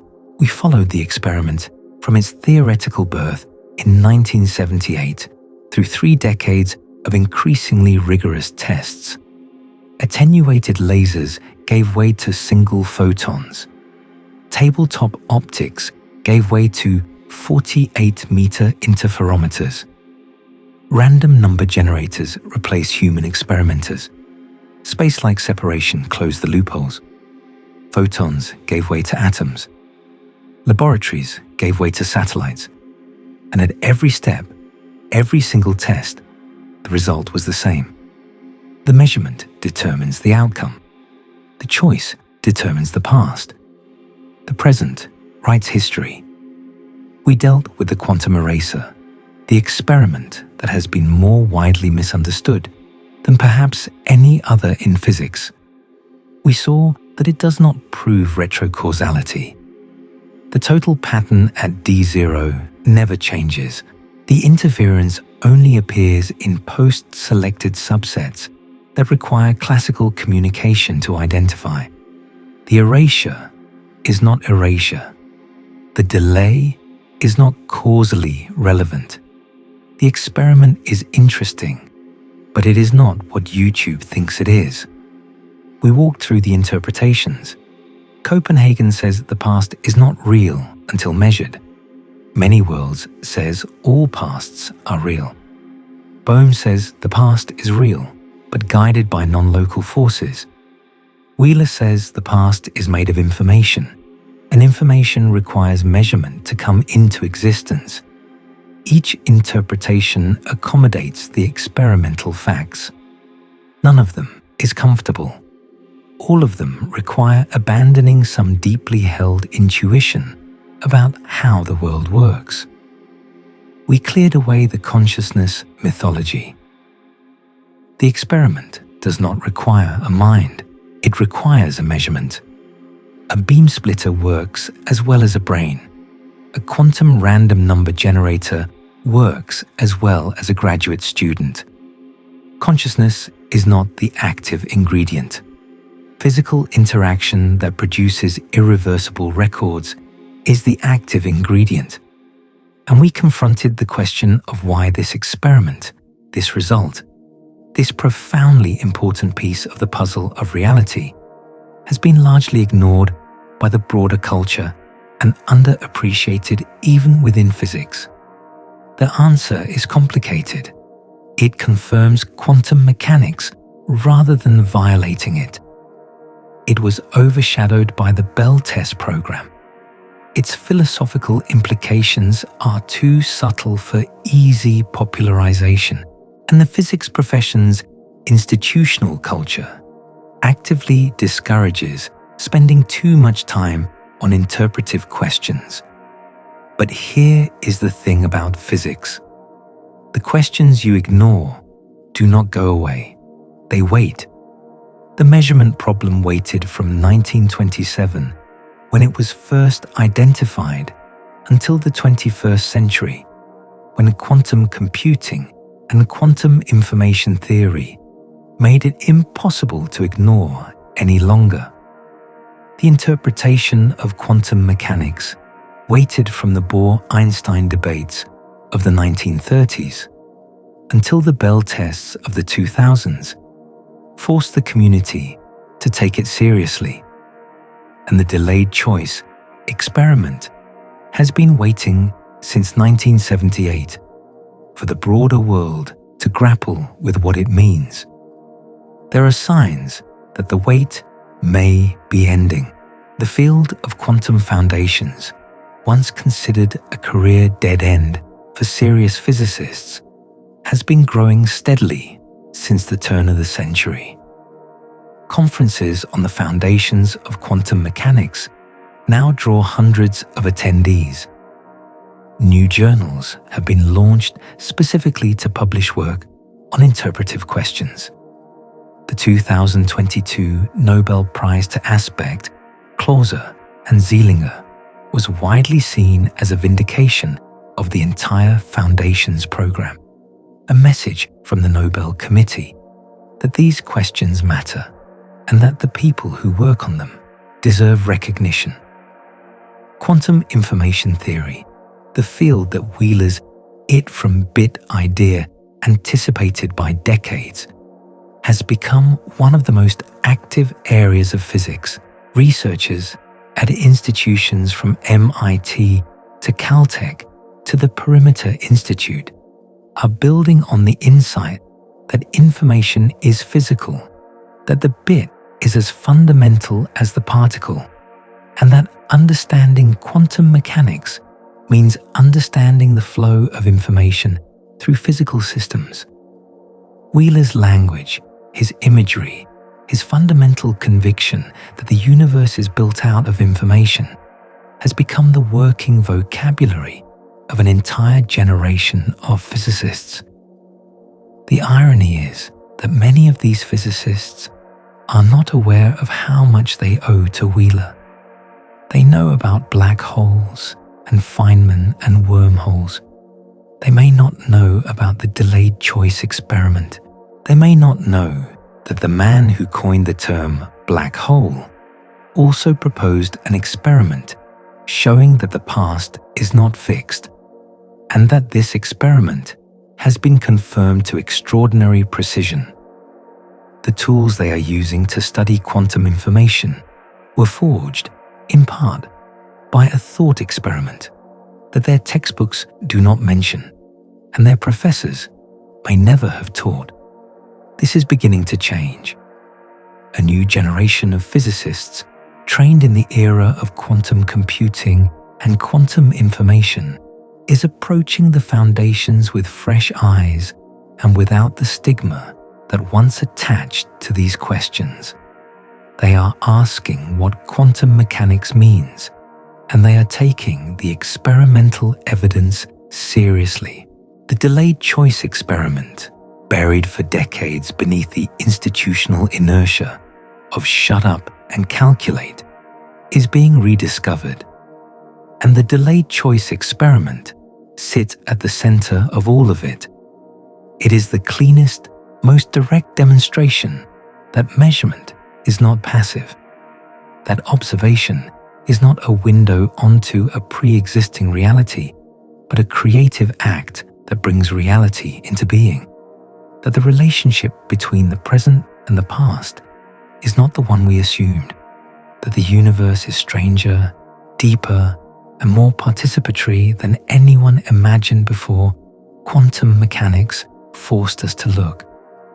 The experiment says this: the past, at the most fundamental level of physical reality, is not a fixed thing. It is not a movie that was filmed at the Big Bang and has been playing back ever since. It is not a sequence of events carved in stone, each one settled and finished by the time the next one begins. The past is, in some precise and experimentally verified sense, a work in progress. It is shaped by the measurements we make in the present, not in the sense that we can go back and change things that already happened, not in the sense that we can undo events or rewrite history, but in the sense that the events themselves, the facts of the matter about what happened, are not fully determined until a measurement provides the determination. This is not a metaphor. This is not an analogy. This is what the experiment shows. Single photons, entangled pairs, massive atoms, satellite distances. The delayed choice works every time, and the question it raises is one that Wheeler spent his entire career trying to formulate clearly enough for the rest of us to hear. If the past is not fixed until measured, then what is the past? If reality is participatory, then what is the role of the observer? Not as a conscious mind, but as a physical system that generates information. If the universe is made of bits, of answers to yes or no questions, then who is asking the questions? Wheeler knew he did not have the answers. He said as much repeatedly throughout his career.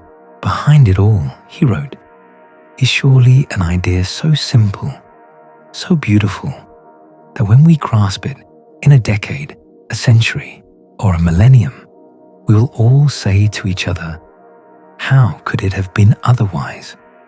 He believed that the right question would eventually lead to the right answer, and he believed that the delayed choice experiment was pointing toward the right question. He may have been wrong. The participatory universe may be a poetic dead end. The it-from-bit framework may not pan out. But the experimental results are not going anywhere. They stand as firmly today as they did when Jacques and Aspect published them in 2007, and they will stand long after the current generation of physicists has retired and been replaced by people who may have the conceptual tools to finally understand what the experiments are telling us. Wheeler would have liked that idea. The thought that the full significance of his experiment might not be understood until after his death, that the meaning of the delayed choice might itself be subject to delayed choice, that the past of physics might not be fully determined until future physicists make the measurements that bring its significance into focus. He would have appreciated the symmetry. He died on a Sunday, April 13th, 2008. Pneumonia. He was 96 years old. He had lived long enough to see the definitive test of his thought experiment, published less than a year before his death. He had lived long enough to see the physics he loved transformed by quantum information theory, by the very it-from-bit ideas he had championed when they seemed eccentric. He had lived long enough to see black holes go from a controversial hypothesis to an observed reality. He had not lived quite long enough to see gravitational waves detected, but his student Kip Thorne was there for that in 2015, and the lineage was clear to everyone. The New York Times called him a visionary physicist who helped invent the theory of nuclear fission, gave black holes their name, and argued about the nature of reality with Albert Einstein and Niels Bohr. That is all true, but it is incomplete. It misses the thing Wheeler himself would have listed first: the delayed choice experiment, the participatory universe, the idea that the cosmos is not a spectacle that we are watching, but a conversation that we are part of. In his last major lecture, Wheeler projected an image of a capital U. The letter was drawn so that one end curved up into an eye, which was looking back at the other end. The eye was the observer. The other end was the Big Bang, and the letter connecting them was the history of the universe, bending back on itself so that the observer at one end participates in bringing into existence the conditions at the other end. Observers today, measuring photons and atoms and gravitational waves, are participating in the definition of events that occurred billions of years ago. The universe creates observers, and the observers, through the act of measurement, create the universe. A self-excited circuit. That is what Wheeler called it.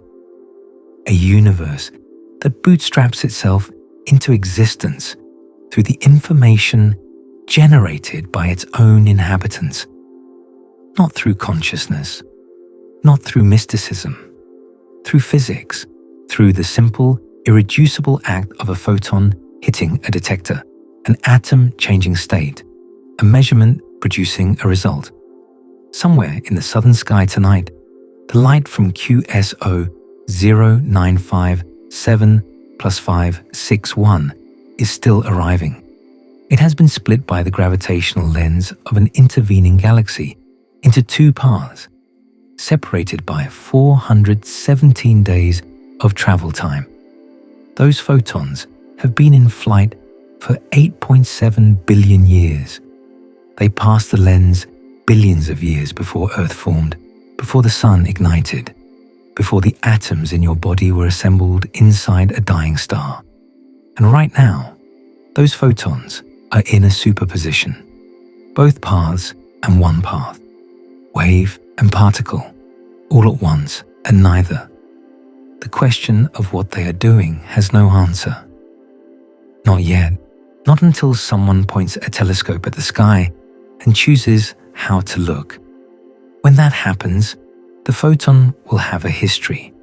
It will have gone one way or both ways. It will have been a wave or a particle, and that history will have been written not 8.7 billion years ago, when the photon passed the lens, but tonight, in the moment of measurement, by the person who chose how to ask. Wheeler would have smiled at that. He probably would have told you another parable, something about a dragon with no body, or a game of 20 questions with no answer, or a universe that makes itself. He would have spoken softly, the way his students remember, and he would have waited for you to see it for yourself. The experiment is done. The data is in. The photon has been caught, and the question of what it all means is still open. It has been open since 1978, when a man who lost his brother in a war and helped end another one and named the strangest objects in the universe and supervised the greatest physicist of his generation, stood up at a conference in Princeton and asked the simplest, hardest, most important question in all of physics. Does the past exist before someone looks at it? The experiments say no, and we are still deciding what to do with that answer. There is a photograph of Wheeler from the late 1990s taken at a conference. He is standing in front of a blackboard, chalk in hand, drawing one of his famous diagrams. He looks frail. His hair is white. His frame is thin, but his eyes are focused, and the diagram on the board behind him is the self-observing universe, the U-shaped figure with the eye at one end looking back at the Big Bang at the other. He drew that diagram hundreds of times over the course of his career. It was his way of making visible the idea that would not leave him alone. The universe observes itself, and in doing so, it brings itself into being. Most physicists who saw that diagram thought Wheeler was being poetic. He was not. He was being precise. The delayed choice experiment is the quantitative backbone of that diagram. It is the experimental proof that observation is not passive. that the relationship between present and past is not the one-way street we assumed, and that the universe cannot be described as a story written at the Big Bang and merely read afterward. The story is being written now, by every measurement, by every interaction that produces an irreversible record. Wheeler spent 6 decades trying to make the physics community understand this. He used every tool at his disposal: parables, diagrams, thought experiments, provocative phrases, impossible questions. He trained 46 doctoral students and sent them into the world carrying his conviction that the foundations mattered. And slowly, painfully, the community is coming around. The quantum information revolution that Wheeler foresaw is now the dominant paradigm. The measurement problem that he championed is now recognized as central. The delayed choice experiment that he proposed is now confirmed beyond reasonable doubt. Wheeler once wrote a letter in which he said, "We are not only observers, we are participators. In some strange sense, this is a participatory universe." That sentence could be dismissed as poetry, but it is backed by decades of experimental evidence, 48 meters of interferometer, single photons from diamond nanocrystals, quantum random number generators, entangled photon pairs, helium atoms, satellite reflections over thousands of kilometers. Every test confirms it. We are participators, and somewhere in the southern sky tonight, a quasar that has been shining for longer than the Earth has existed is sending light toward us. That light will arrive carrying a question that has been open for 8.7 billion years, and the answer will not exist until someone chooses how to look. That is the universe Wheeler described, not a machine running on its own, not a movie filmed at the beginning of time, a conversation, one that has been going on for almost 14 billion years, and one that requires participants to mean anything at all. The past will come into existence because someone decided to look